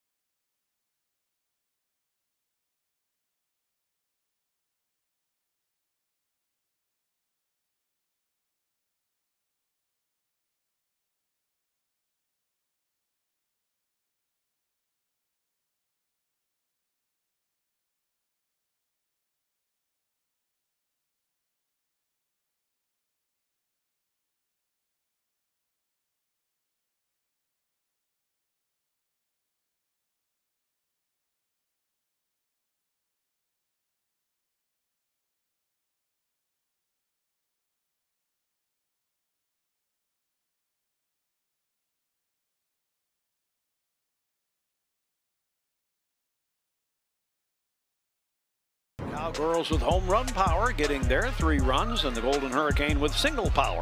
And they get their runs with a couple of big 2-run singles for the Golden Hurricane. Good game. Absolutely a good game, just back and forth, and both teams staying in it.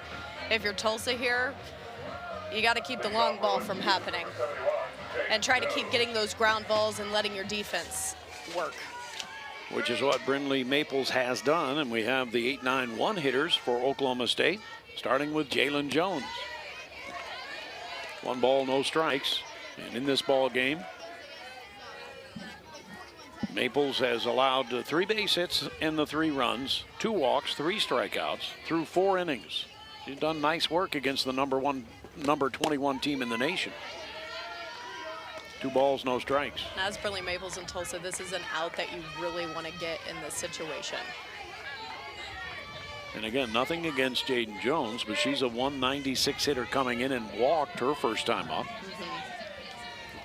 You're going to want to attack this type of hitter, because then you're coming up next. I mean, even the 9-hole hitter, we're talking about Gabby Castillo, she's 421 on the year. Right. And then you're right back to the heavy hitting top of the lineup. She's gone 3-0 now to Jones. Jones walked in the second. And that one's in for a strike, and Jones was actually out on a 2-4-3 attempted steal. Tulsa got her in a rundown to end the second inning. So here she is with a 3-1 count.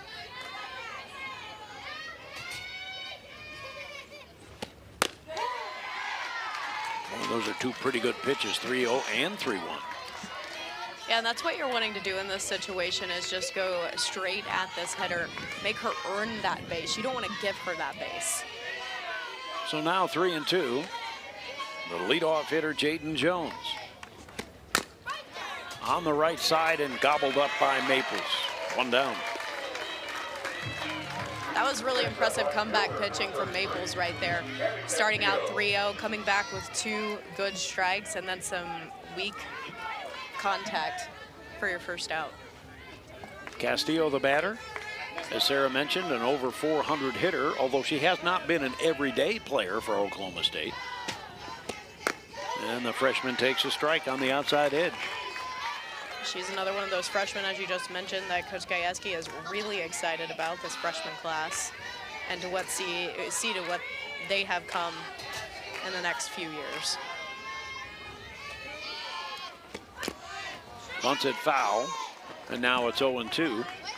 Castillo is making her 9th start of the year. She's played in 18 games and has come in a number of times as a pinch runner, has scored 12 times this season. Today playing right field for the Cowgirls.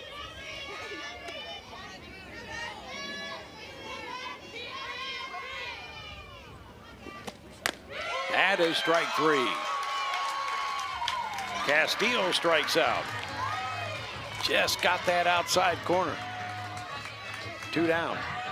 And that's what I was talking about earlier. When you have 2 strikes, you have got to swing at anything close, try to spoil it, foul it off. That's a pretty good pitch. I mean, it's a well of a pitch by Maples right there. You got to spoil those pitchers' pitches in that situation.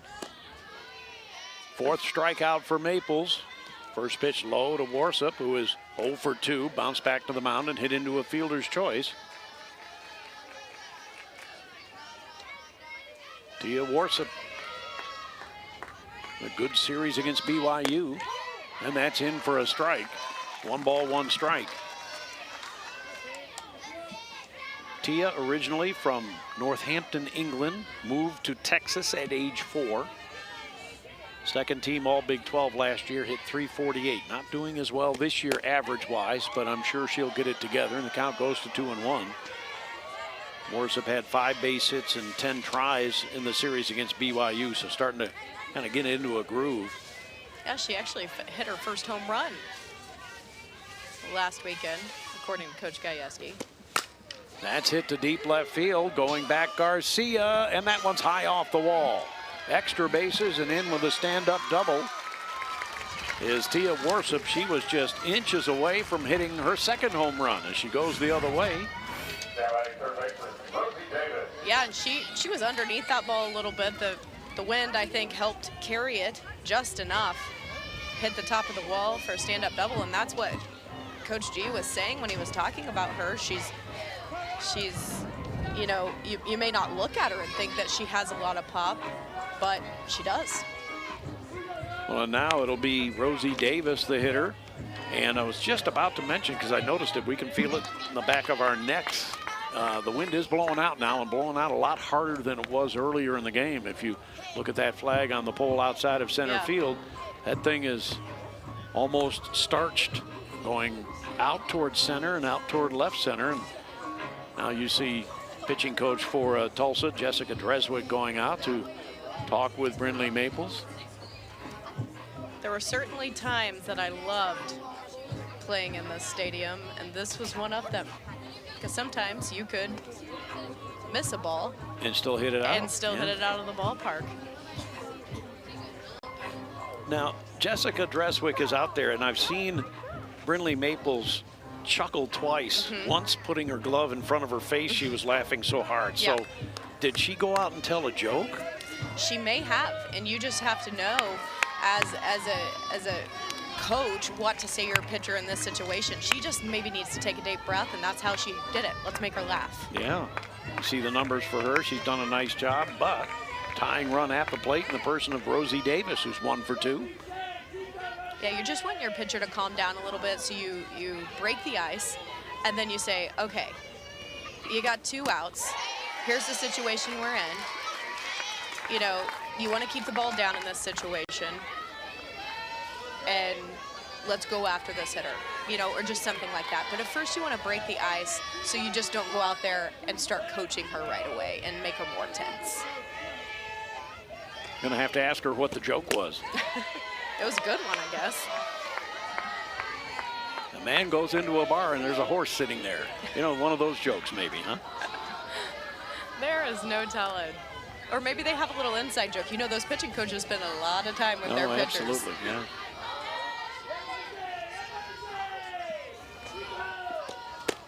Coming inside on Davis. She doesn't bite, and the count goes to 2 balls and 1 strike. And then you have the dangerous Hassler on deck for Oklahoma State. So an issue here for Brindley Maples. She got the first 2 in the inning, the 8-9 hitters, but here we go with 1, 2, and perhaps 3. Away for a 3-1 count. Obviously, Davis is a really good hitter. Absolutely. But Hassler maybe even a little more dangerous on deck, even though her average isn't as high as Davis's. You're not apt to want to pitch around Rosie Davis to get to Hassler, I don't think. No, not in this situation. That ball's deep and to center field and gone, and we have a tie game. Rosie Davis to center field. She gets one out over the plate and hits her 8th home run of the year. And RBI's 29 and 30, and we have a brand new ball game. It's 5-5. She got all of that one. In fact, did the bat flip. She knew it was gone right away. Sometimes as a hitter, you know when you make that contact that it is out of here, and that's what she knew in that situation. Very nice piece of hitting by Rosie Davis right there. So Tulsa will make a pitching change. Dreswick coming out. And it'll be Mara Moore to come into the game for Tulsa, the veteran. Will try to stop the bleeding for the Golden Hurricane, but coming out of the game is Brindley Maples. We'll be back after this.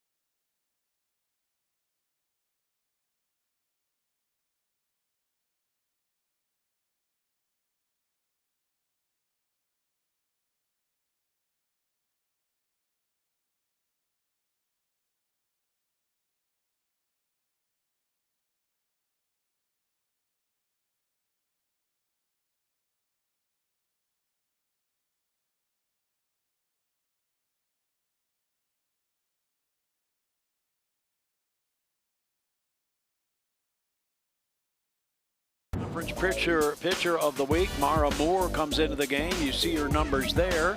And she has been Tulsa's workhorse this year. What about the scouting report on Mara? Now Mara's going to throw a little bit slower than what some of the girls we've seen, especially Brindley Maple, 60-64. She's got a little bit of everything. She really wants to mix up the sides of the plate, change speed. She likes to keep batters off balance, which is what she did over the weekend with USF, and it got her conference pitcher of the week honors. Yeah, she had the shutout and almost had a no-hitter against USF on Saturday, and then gutted out a 3-2 victory on Sunday against the Bulls. Here's Hassler, who hit a home run in the first inning. 5-5 game now. Oklahoma State rallying from behind. They were down 5-2. This one has gone back and forth. Cowgirls led 2-0. Hurricane tied the game at 2, then took a 5-2 lead, but 1 in the 4th and 2 here in the 5th for OSU, and they've tied it up. That's in for a strike, 1-1. And as we showed you with the highlights at the very beginning, Mara is the one who got the win against OSU 2 years ago. Yep, 3-0 victory for Tulsa over a top 5 Oklahoma State team. Off-speed pitch low, 2-1. 2 outs in this inning and nobody aboard in the 5th after Brindley Maples got Jones and Castillo, but then top of the order, and Worsup almost hit a home run, and then Rosie Davis did hit a home run to tie things up.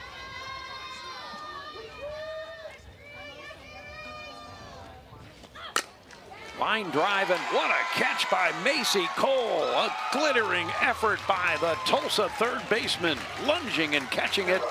And that's the final out of the 5th inning on a screamer by Amanda Hassler. However, a big home run by Rosie Davis has tied this one up. And Macy Cole keeps it tied with a great defensive play. Back with more in a moment.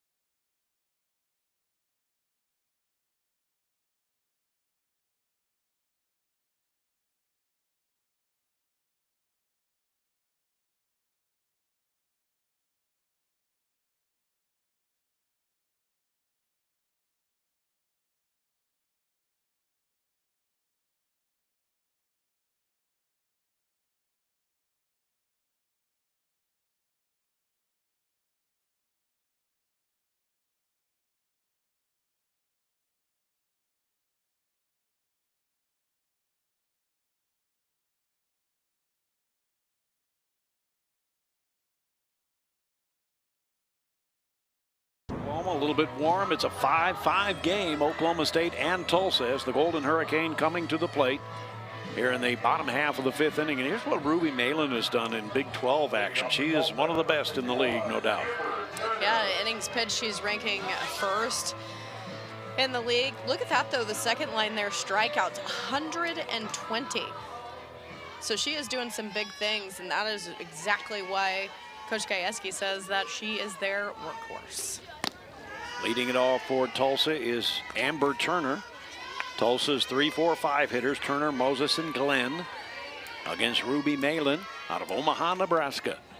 Started her career at Washington. 2 balls, no strikes. At Washington, Malin helped the Huskies get to the College World Series. She had 27 wins in 2 years at Washington with 46 starts, and then last year pitched for OSU and won 21 games. Check swing, did she go? No, and it's a 3-0 count. Also has some exciting things going on personally. Coach told us that she recently got engaged. He said he was wondering if that would pull her focus away from softball, but he says it has not. Yeah. Her work ethic is second to none, according to Coach. One of the best he's ever had at game prep. Getting ready for a game and being ready to go, and this is a relief appearance for her today. That's a tapper toward the shortstop.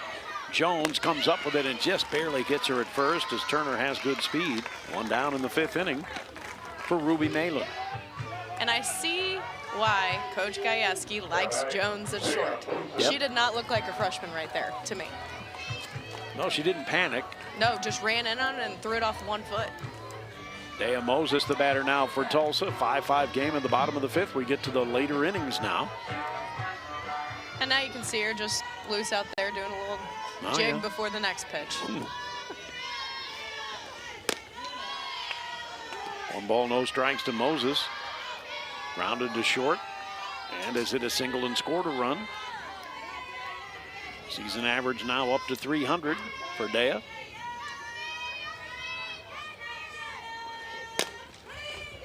And a good play by Davis. And right away, Oklahoma State has the first 2 outs here in the 5th inning. You can see Tulsa, where they've been getting that hard contact all game. Now they're getting off of Ruby Malin this weak contact. And so Ruby's doing exactly what she came in to do, keeping them off balance, and her defense is doing exactly what they're needing to do behind her. Remember, when she came in, the first pitch she threw, Macy Cole hit it into right field for a 2 RBI single. Both those runs went into the bank of Crandall. Since then, she's been awfully good. In fact, if you look, she has now retired 8 in a row. Mackenzie Glenn is 1 for 1, single and a run scored in the 2nd, was hit by a pitch in the 3rd, and eventually came in on a wild pitch, that wild pitch by Malin. And it's 2 balls and no strikes. This is the 11th relief appearance for Ruby Malin, so it's not like she hasn't gotten used to coming in and relieving. She has 13 starts. Down the left field line, Worsup has that one tracked, and that's it for Tulsa. They go quietly here in the 5th inning, and it is still tied at 5 as we go to the 6th here in Tulsa. OSU and Tulsa in a truly Oklahoma rivalry.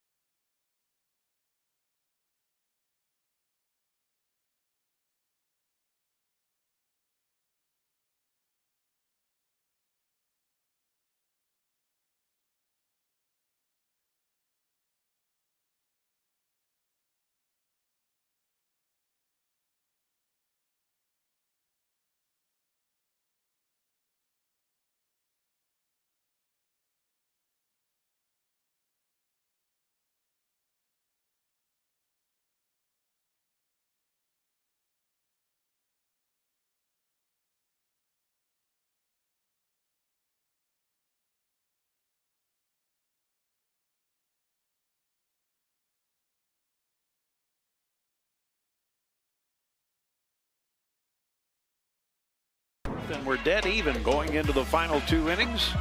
It'll be Carrie Godwin, Aubrey Jones, and J.L. Austin for Oklahoma State. 21st ranked Cowgirls have rallied to tie the game. And Godwin to lead it off. Godwin hit a home run to lead off the 4th inning. And there's a changeup that's just a little off, 1-0. That solo home run led off the 4th inning, but right after that, Brindley Maples got the next 3 and then cruised and had 2 outs in the 5th inning before she ran into trouble.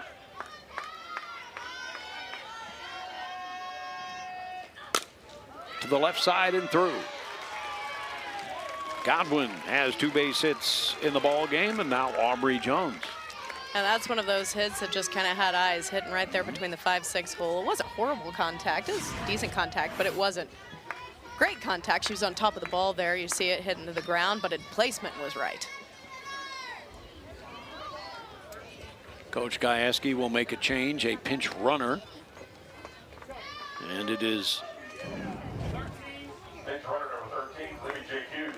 Libby J. Hughes is the runner from Moore, Oklahoma, from Moore High School. Libby J. Hughes at first.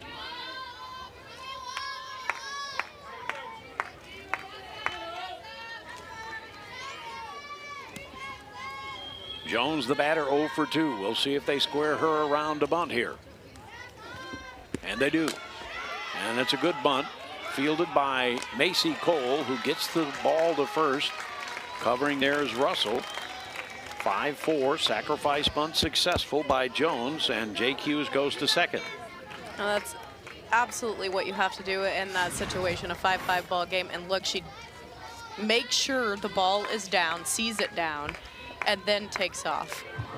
And you see Mara Moore kind of getting out of the way of that one and just saying, hey, you take that one, Macy. I'll let you have it. Cole knew what to do with it. Yeah. And now we have another substitution. I think they're yanking Austin back and bringing up a pinch hitter, and that is Lexi McDonald, a 5'10" senior out of Silo, Oklahoma. So she will come in and be up in a pretty crucial situation. McDonald is a .267 hitter. She's 4 for 15, so not a lot of at-bats. She has started only 3 games. Her 16th overall appearance, and here she goes with a chance to make a difference in this game. 1 ball, no strikes.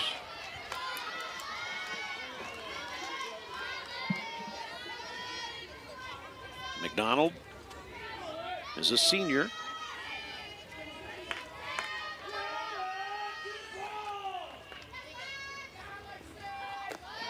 A spinner down low, 2-0. Does have some pop, though. You see 2 home runs on the season. 7 RBIs. So she has made some of those at-bats count for sure. Yep. Which is exactly why Coach Gajewski put her in this situation. 3-0. And the veteran Schneidmiller is on deck. 1 out, runner at second base. The lead runner for Oklahoma State, the lead run at second in the late innings in a 5-5 game.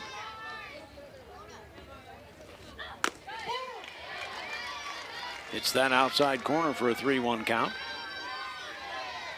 If nothing else, we've known through the years that Mara Moore is a bulldog. She can get behind 3-0. She can get a couple of runners on base with nobody out, and she bears down and pitches even harder, it seems, when runners are on base. She does. We watched her do that a couple times over the weekend with USF. That ball is hit high and fairly deep to center, but playable for Glenn. 2 down, and Jake Hughes goes to third base. So the leadoff hit by Godwin.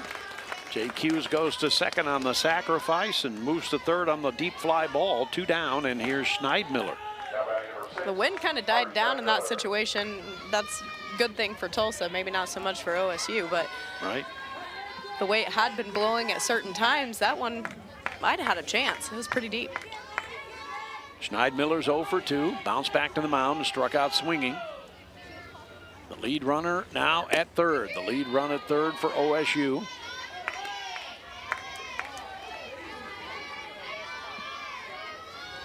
Schneidmiller coming into this game a .345 hitter.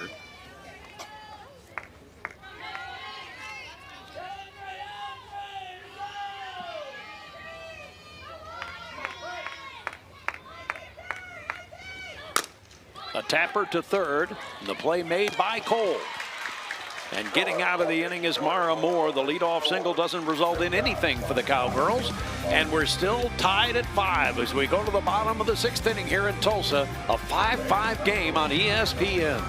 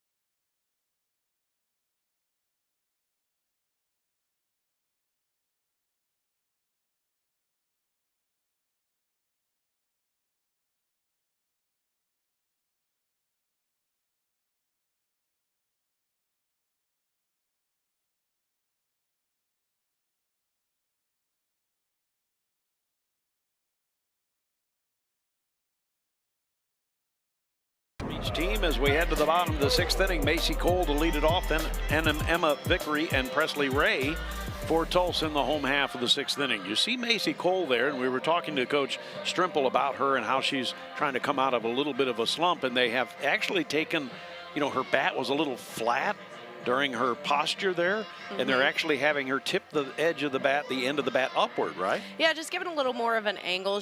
Coach says she was holding her hands really high. It felt like to her the barrel was almost at 0 degrees, so almost flat. You see it's moving now and starting there, right there, at more of an angle and not flat. She said, Coach Strimple said when it was flat, it really was just stiffening Macy's wrist, and she was barring her arm then, and then it was making her swing long. And as I was talking about earlier, you got to be short to the ball. You can't be long to the ball. If you're long to the ball, you'll overextend and you'll be slow. Well, and you've seen she's tipping that end of the bat up just as the pitch is coming in, and she's now has a 1-1 count. We'll see if it results in something positive in this at bat. And right now she's 1 for 1 with a walk and a 2 RBI single. That was a big one back in the 4th inning when Tulsa took a 5-2 lead. Good cut at that one, but fouls it away. Yeah, really the goal of hitting is to get the barrel of the bat to the ball just as quickly as you can, and that is hard to do from a flat angle.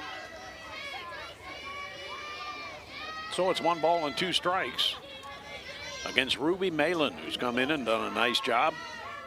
So far she has pitched 2 2/3 innings, 1 hit, no runs. And the 1 hit was to Macy Cole. And she went after that one. Strike 3, and they'll have to throw her out at first base, which they do. 1 down in the 6th inning. That is strikeout number 3 for Malin. If you're new to softball, that is called a drop third strike. If the ball hits the ground or the catcher misses it on the 3rd strike, then the runner is able to run to first base, and you have to throw the ball to first to get her out. Otherwise, she gets the bag. Yeah.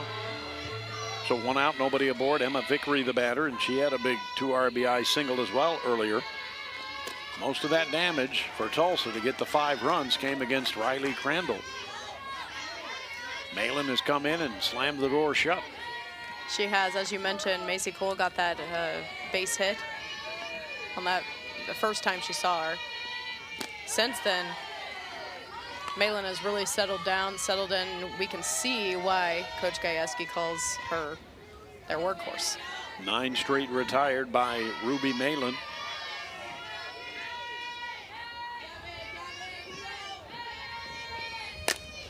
To third and deep in the hole, probably will be a base hit for Vickery. It'll be her 2nd base hit of the game. And Tulsa will have Presley Ray with 1 out and a runner aboard. Taking another look at it, you can see It's just that ball had what they call eyes. Yeah. And it found the right spot, kind of like I was talking about with the hit from OSU last inning, is, you know, that ball wasn't really hard contact, but it was hit in the right spot. And sometimes that is just as effective. That's a little tapper to the left side, and the play made and thrown away, however, by Davis. The ball is free and heading to third base is Vickery. She'll stop there, and into second is Presley Ray. And so Davis did everything right in terms of cutting the ball off, but then she threw wildly at first base, and I think she had time to get it there. Yeah, I think she just rushed that throw a little bit. If we see that again, just rushed that throw, and it was just too much. So Tulsa with a threat here in the bottom of the 6th inning with 1 out and runners at second and third, and Madison Garcia is the scheduled hitter. And here we're going to see it again. She just was kind of off balance and off center when she tried to make that throw, and it was just too far for them to be able to make the play. And that allows the runners to advance. Annika Dill will come in and pinch hit for Madison Garcia. So with only 1 out, Tulsa has runners at second and third. And Annika Dill the batter. Yeah, if you're Ruby Malin here, you just keep doing what you're doing, because neither of the last 2 at-bats have been super hard contact, especially that last at-bat. Dill hitting .275 on the year. First ball swinging, pops it up, and that one is out of play. And again, OSU has their infield in. They've got to choke off the run at home with only 1 out and runners at second and third. And Annika Dill very aggressive on that first swing. She has 5 doubles, a triple, and a home run so far this year, and has driven in 12.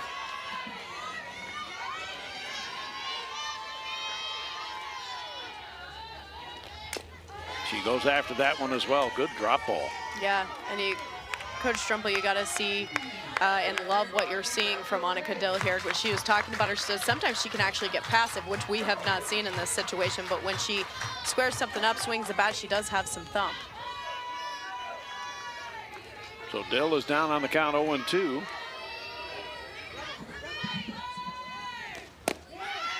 Just a little bit low. Oh, that was a tough take, wasn't it? That is a tough take, especially with an 0-2 count. That's the one where, as a batter, sometimes you're holding your breath for just a moment. Dill had a good weekend against USF, went 3 for 5.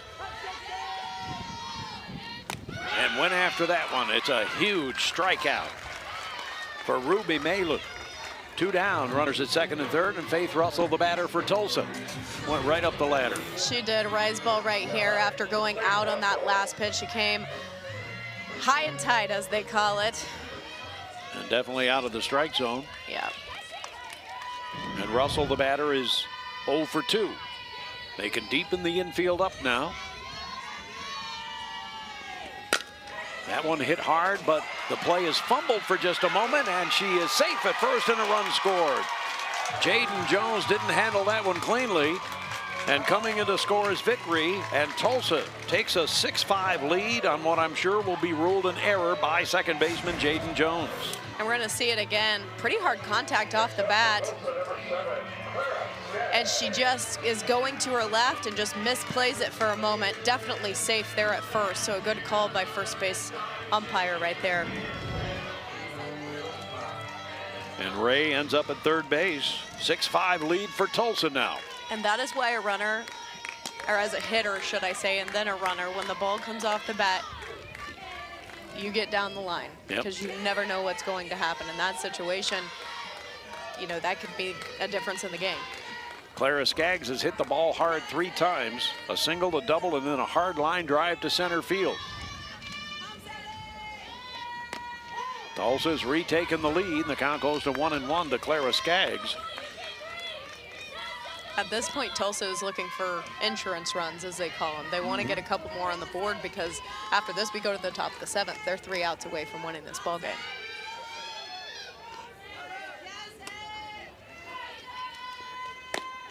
Late swing on that one. 1 ball, 2 strikes.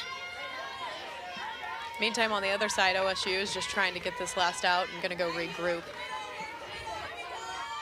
in the dugout. Yep.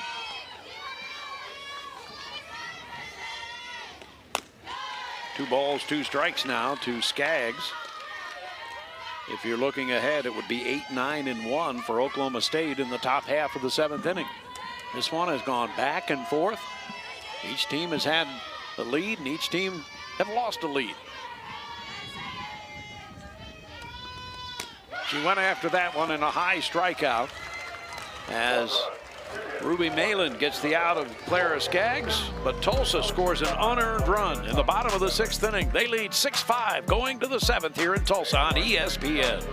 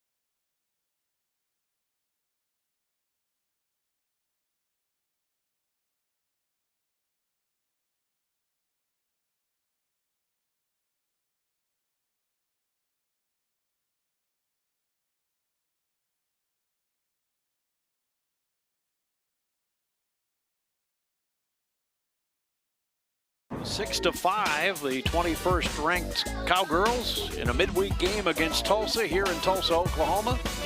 And right now, the Golden Hurricane holding to a 1-run lead with a run in the bottom half of the 6th inning. And you see what Mara Moore has done. She did not start the game. Brindley Maples did, and Mara has come in and done the job. No strikeouts, but only 1 base hit. And she has stranded 1. And leading it off is Jaden Jones here in the Oklahoma State. No, it's Claire Tim leading it off, a pinch hitter leading it off here in the top half of the 7th inning for Oklahoma State. And Claire Tim is one of their better hitters coming into this game. 383 on the season, but kind of, getting a day off today. Yeah, and this is, Coach G talks about her, he likes her consistency, which is probably exactly why he put her in this situation. That ball hit high and pretty deep to center. Getting back is Glenn and makes the catch, but then drops it. That ball is down, and it's going to be 3 bases for Tim. Well, it looked like Glenn had it tracked. And she had just it in plain, her glove. Yeah, just plain dropped it. Yeah, I think she was very close to the wall right there, and when she hit, it just came out of her glove. So and it Tim ends up never being 3 bases. Yeah, Tim never quit running, Yeah. which is what you should do in that situation. It is ruled an error. Could be a costly 3-base error. And Tim is aboard at 3rd, and Gabby Castillo is the scheduled hitter.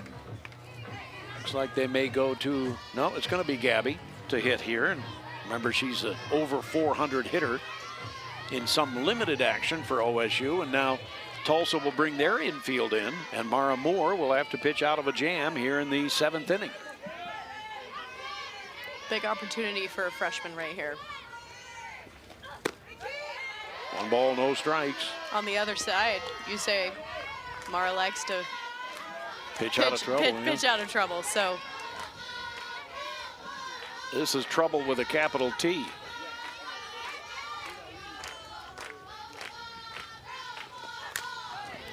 One ball, 1 strike. Mara Moore is from Valley Springs, Arkansas.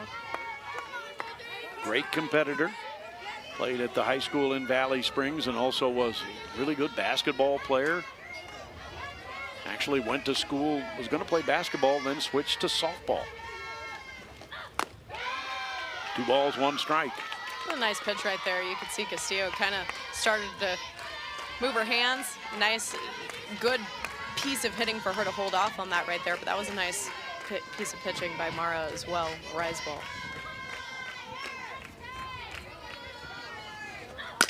Line drive, base hit. Game is tied as Castillo goes straight up the middle and ties the game up. So Tulsa scores an unearned run in the bottom of the 6th, and Oklahoma State scores an unearned run in the top of the 7th to make it a 6-6 game. And now the top of the order for the Cowgirls here in the 7th inning. Warsup, the batter. That was just a nice piece of hitting by the freshman Castillo. She just took that pitch and drove it right back up the middle. Did exactly what she needed to do to get her team back even here. Both teams with 6 runs, 7 hits. In for a strike, and it's 0-1. There's been 3 errors in the game, 2 by Oklahoma State, 1 by Tulsa. But that one right now looms as a large one. The drop fly ball by Glenn in center field, which set things up for Oklahoma State, and they've tied it up here. That's a bunt attempt, and it's foul.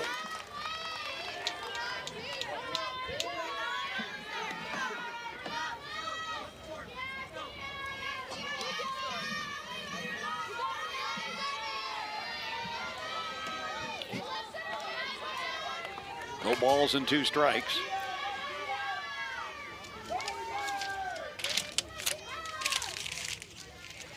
Here's the pitch, fouled high in the air down the left field line. Long run, and making a great catch is Garcia.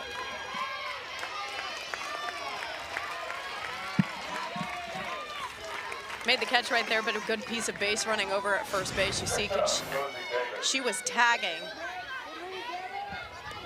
on that so she could get into scoring position, which is exactly where OSU wants to be. So a good piece of basing right there, base running, excuse me, by Gabby Castillo. So she gets to second base, and now in scoring position for Rosie Davis, who is 2 for 3 with a big 2-run home run in the 5th inning.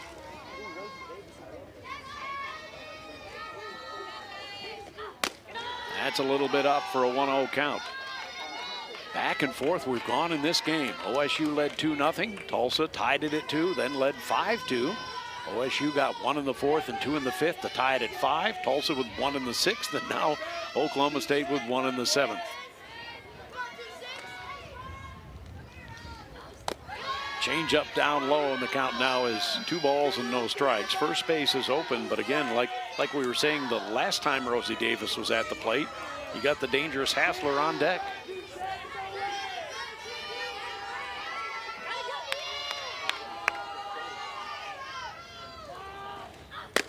That's a good pitch on the outside corner, 2-1. She didn't give in, did she? No, she didn't. That's exactly where she wanted to be right there. And to come back with that hard-hitting stuff right after that off-speed drop that she just threw that just missed the zone. That was a nice piece of pitching by Mara Moore. So a 2-1 count now to Davis. And that's in there for a strike, 2-2. Painting that outside corner right here on Ruby Davis.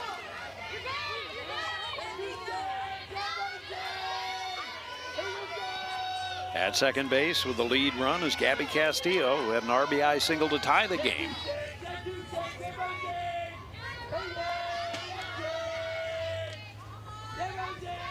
And the big 2-2. Off speed, and it's outside, 3-2.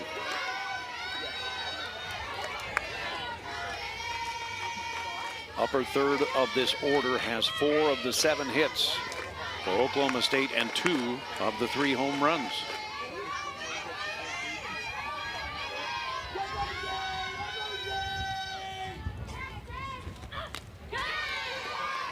Came inside that time and fouled it away. Still 3-2. Cat and mouse game here, huh? Absolutely. That's what I was talking about with just the strategy of pitching. She went off speed, out, and then came in on her. You're just trying to get the hitter guessing up there.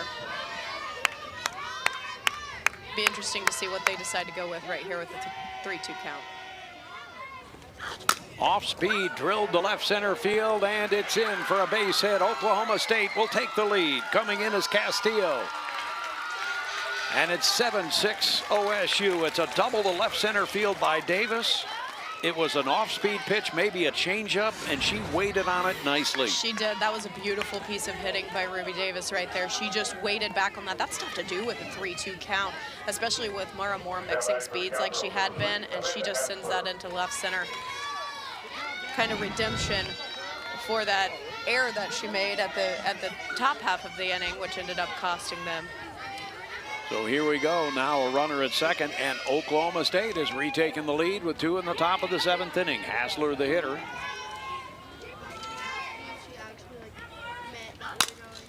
Hacks at that one and fouls it away. 0-1 count. And Tulsa will have one more chance in the bottom of the 7th inning, down by at least 1, and the job now for Mara Moore is to keep it at 1. Absolutely, and that's a pretty tall order with Hassler at bat. She's just got to make sure to work her corners. And that one hits her. So Hassler's aboard, hit batter. This doesn't necessarily hurt Mara Moore and Tulsa. There's a runner at first and second now, so they have the force at all the bases. And I think they will have a pinch runner here for Hassler or a pinch hitter. We shall see. Looks like Godwin is still ready to go hitting-wise, and it's going to be a pinch runner.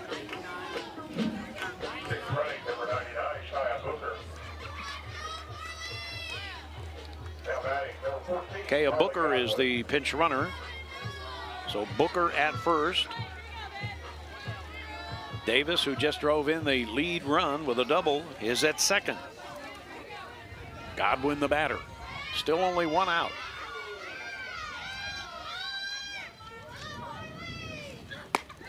That's in there for a strike. This Oklahoma State team, and we mentioned this earlier, has played very difficult schedule. We had that one graphic, and they have played some tough teams, including a team we saw here in Tulsa, Nebraska. A little bit low, 1-1, and that game against Nebraska was a classic. They played a couple against Nebraska, and they split the 2 games in what was the OSU Tulsa spring tournament, if you will.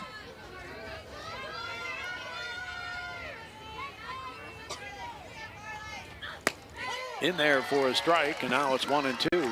And in that tournament, I think in that first game, it went 9 innings and was 1-1. And OSU eventually won the game. I think they got a very late run against Nebraska. It was 1-0 going into the last inning, and Kenny Gajewski's team rallied and won the game. That was a heck of a matchup. 2 balls, 2 strikes.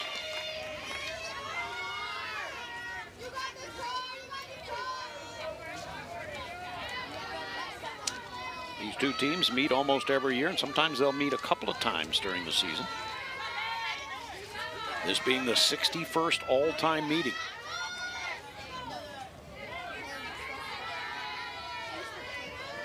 Here's the 2-2. Change up, hit again deep to left center, way back, and that ball is gone. It's a home run.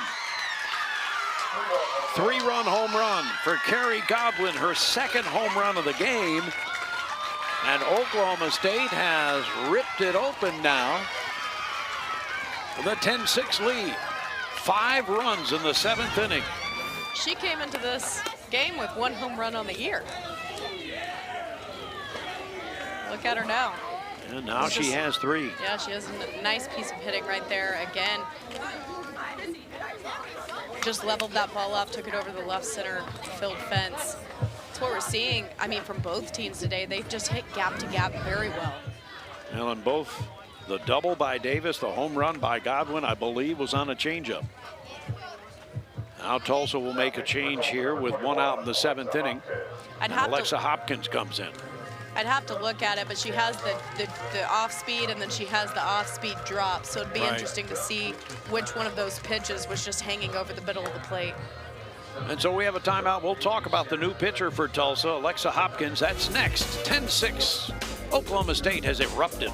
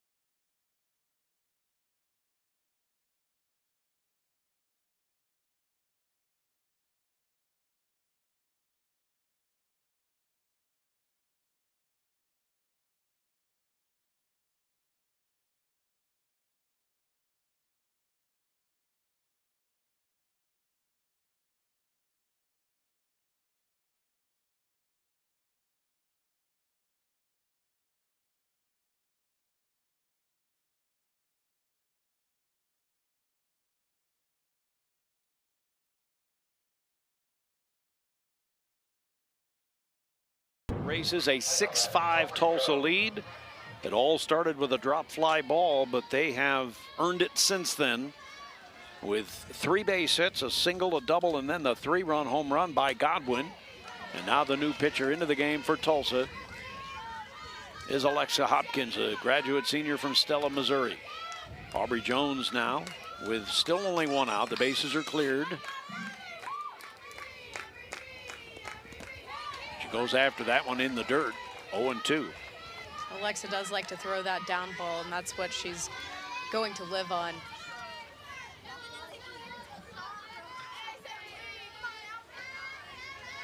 No balls and 2 strikes. Possibly the hope is to bring a down ball pitcher in and stop the bleeding here.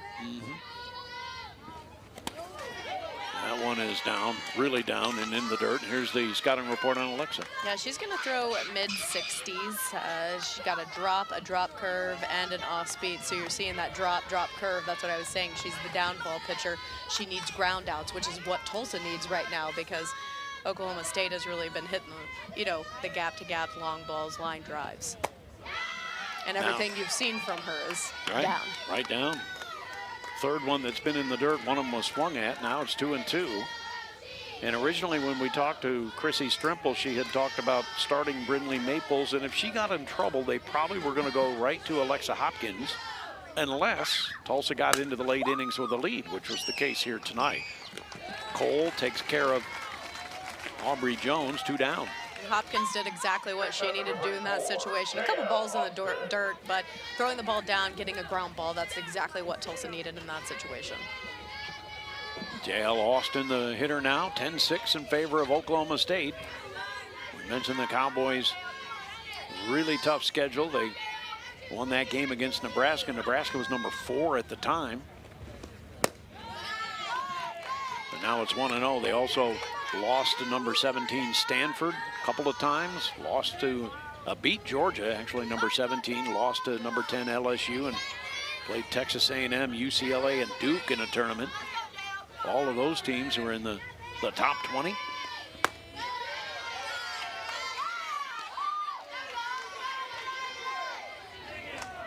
And then UCF in the Big 12 was a ranked team when Oklahoma State won 1 out of 3 against the Knights. 2-0 pitch inside, 3-0.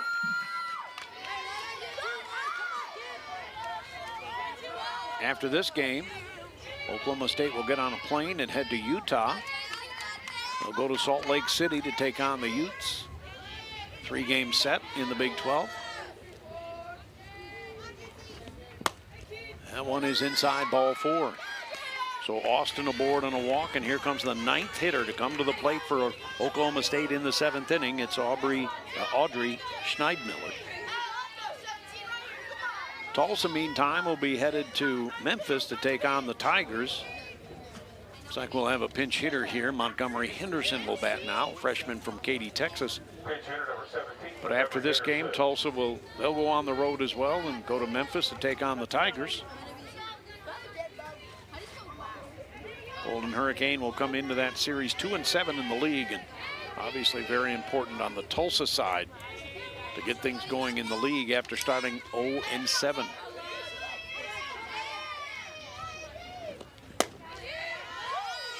1 ball, no strikes. The batter, Henderson. An average of .389, but that's reflective of only 18 at bats. She's 7 of 18. She started 2 games and appeared in 16.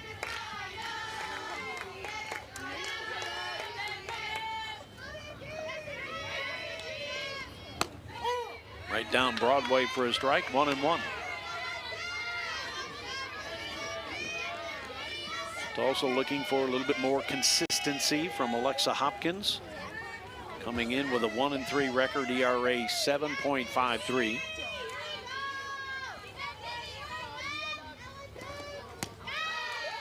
Drop ball, and it's 2-1. Well, you have Mara Moore, you have Brindley Maples. You kind of know what you have there if you're the Tulsa coaching staff, but you have Alexa Hopkins, the young freshman Mackenzie Freeman, and another freshman, Isabella Arroyo. All good pitchers. That's in for a strike. Runner is going, and that throw goes into center field. Stolen base for Austin. Yeah, it looked like, I'd have to see it again, but it looked like Presley Ray almost, I mean, the throw was a little offline, but it wasn't too far offline. It almost looked like Ray had trouble getting over there to get to the ball. Yeah, I think you're right. And Vickery's throw was right on the right field side of the bag, which is really what you want on a stolen base. Absolutely. So maybe just a little bit slow on the jump for Ray. Nice block there by Vickery. And with a right-handed hitter, a lot of times the second baseman would be covering, right? Yeah, they do that sometimes. I've seen it more in baseball than in softball, but I do see it. And maybe that was a situation where they've done that in the past, and maybe there was a mix-up. To third base, Cole gets the job done, but not before the damage was done. A huge 5-run inning for Oklahoma State. They have a 10-6 lead as we go to the home half of the 7th inning in Tulsa.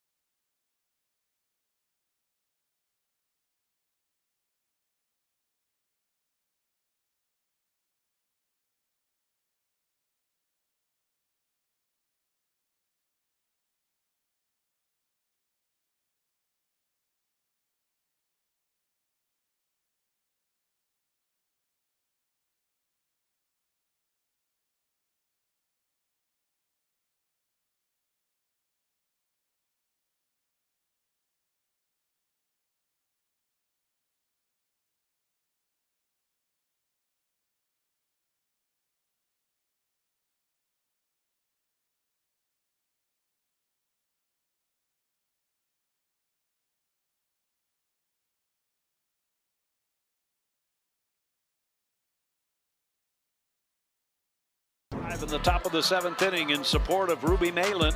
And Malin has been outstanding since coming in the 3rd inning. She did give up the unearned run in the bottom of the 6th that put her team behind, but her teammates picked everything up, and now they lead 10-6 going into the final 3 outs for Tulsa. Looking to extend this game, Amber Turner, Dea Moses, and Mackenzie Glenn for Tulsa against a really good pitcher, Ruby Malin. Yeah, right here, if you're Tulsa, you're just going to have to get some base hits, string some base hits together and try to chip away at that lead and get back in this thing. You got 3 outs to do it. So leading it off, Amber Turner, who was 0 for 3. She's hit the ball hard a couple of times. Nothing to show for it. And that one up the middle, and a nice grab by Malin, 1 down. Looks like Turner got handled off a little bit. Slowed the ball down just enough for Malin to get her glove down there and make a nice play. Well, if Oklahoma State is going to make a deep run in the regionals and maybe get to their 6th College World Series Ruby Malin, the senior from Omaha, is going to have to be the bell cow, I would have to think, for the Cowgirls. Absolutely, and we've said it multiple times. That's why Coach Gajewski says they lean on her. She's their workhorse.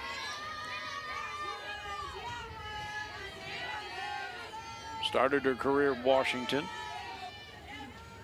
and now at Oklahoma State and Stillwater. Moses, the batter, is 1 for 3, had a single in the third. Tulsa scored 3 times in the third to take a 5-2 lead.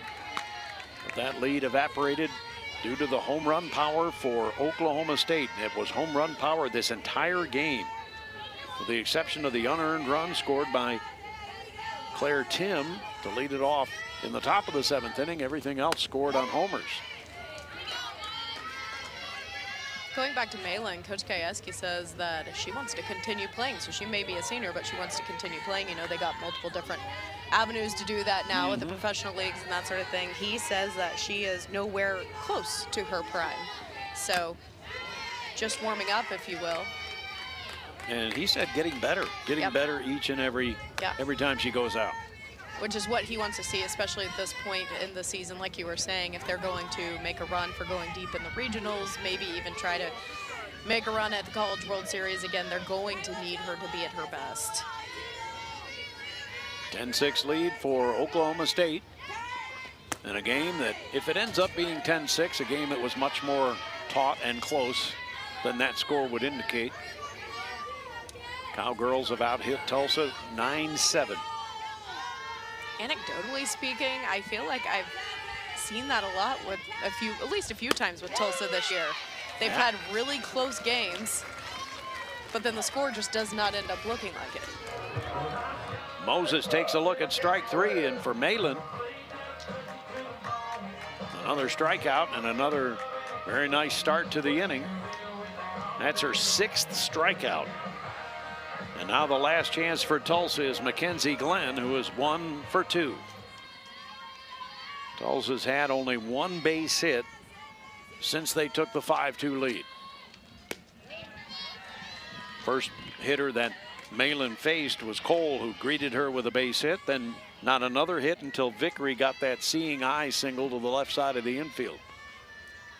Yeah, Malin really has just come in and done her job, shut Tulsa hitters down. They were squaring up the ball. They had solid contact, and it, like you said, Macy Cole's really, I mean, the only one that had that one solid hit off of her. Since then, it's just been kind of, you know, weak contact. 2 balls, no strikes to Glenn. And again, the Golden Hurricane in a situation where they just need a base runner any way they can get one. High and deep to center. Back is Austin at the wall. That's a home run. Home run, Mackenzie Glenn. Glenn connecting for Tulsa, and for her, that is her 2nd home run of the season. Hey, it's not over yet. It's 10-7. That's what Coach Triple was talking she loves about this team. They don't give up. Especially Glenn coming back in that situation after she dropped the ball in center field, which kind of got that rally started with the Cowgirls in the top half of the inning.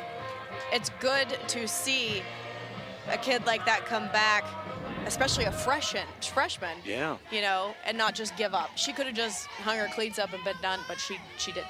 Here's Macy Cole.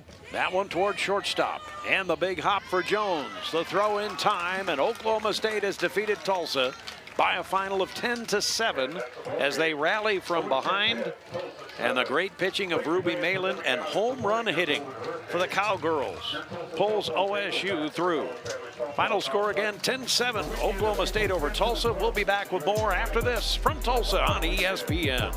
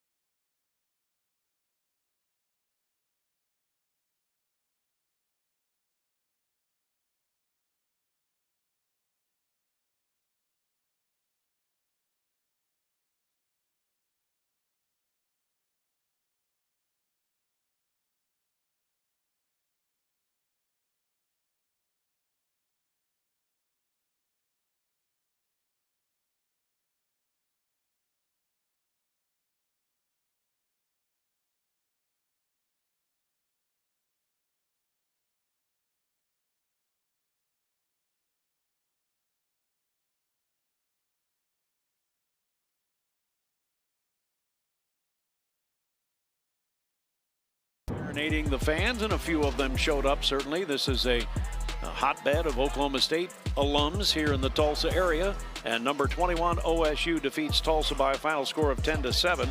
And there you see some of the summary numbers. And Sarah, no question that the top thing for the Cowgirls, a big rally in the top of the 7th inning when they trailed going in. Absolutely. Their hitters just didn't give up. And, man, they have hit the long ball today. So, you know, they just exploded there in that 7th inning, and that was coming off of the couple of errors that they had in the top of the 7th where they lost, well, they didn't lose the lead, they were tied. Right. Well, in this game, Mara Moore suffers the loss, giving up a couple of long balls in the late innings, and Malin Ruby was outstanding. She ends up getting the win, going 4 2/3 innings, and she ended up allowing just the 1 run on the home run, only 3 hits, struck out 6 and did not walk anybody. And early on, when the starting pitcher, Riley Crandall, kind of struggled a little bit, she stabilized things for the Cowboys, the Cowgirls, I should say. She came in, and like you said, she gave that 1 hit early, but after that, she just settled down, and then she just kept those Tulsa hitters off balance and did what she needed to do. So 2 big home runs in the game for Carly Godwin. Those 2 home runs helped power Oklahoma State to the victory, but it was a good game here in Tulsa, Oklahoma.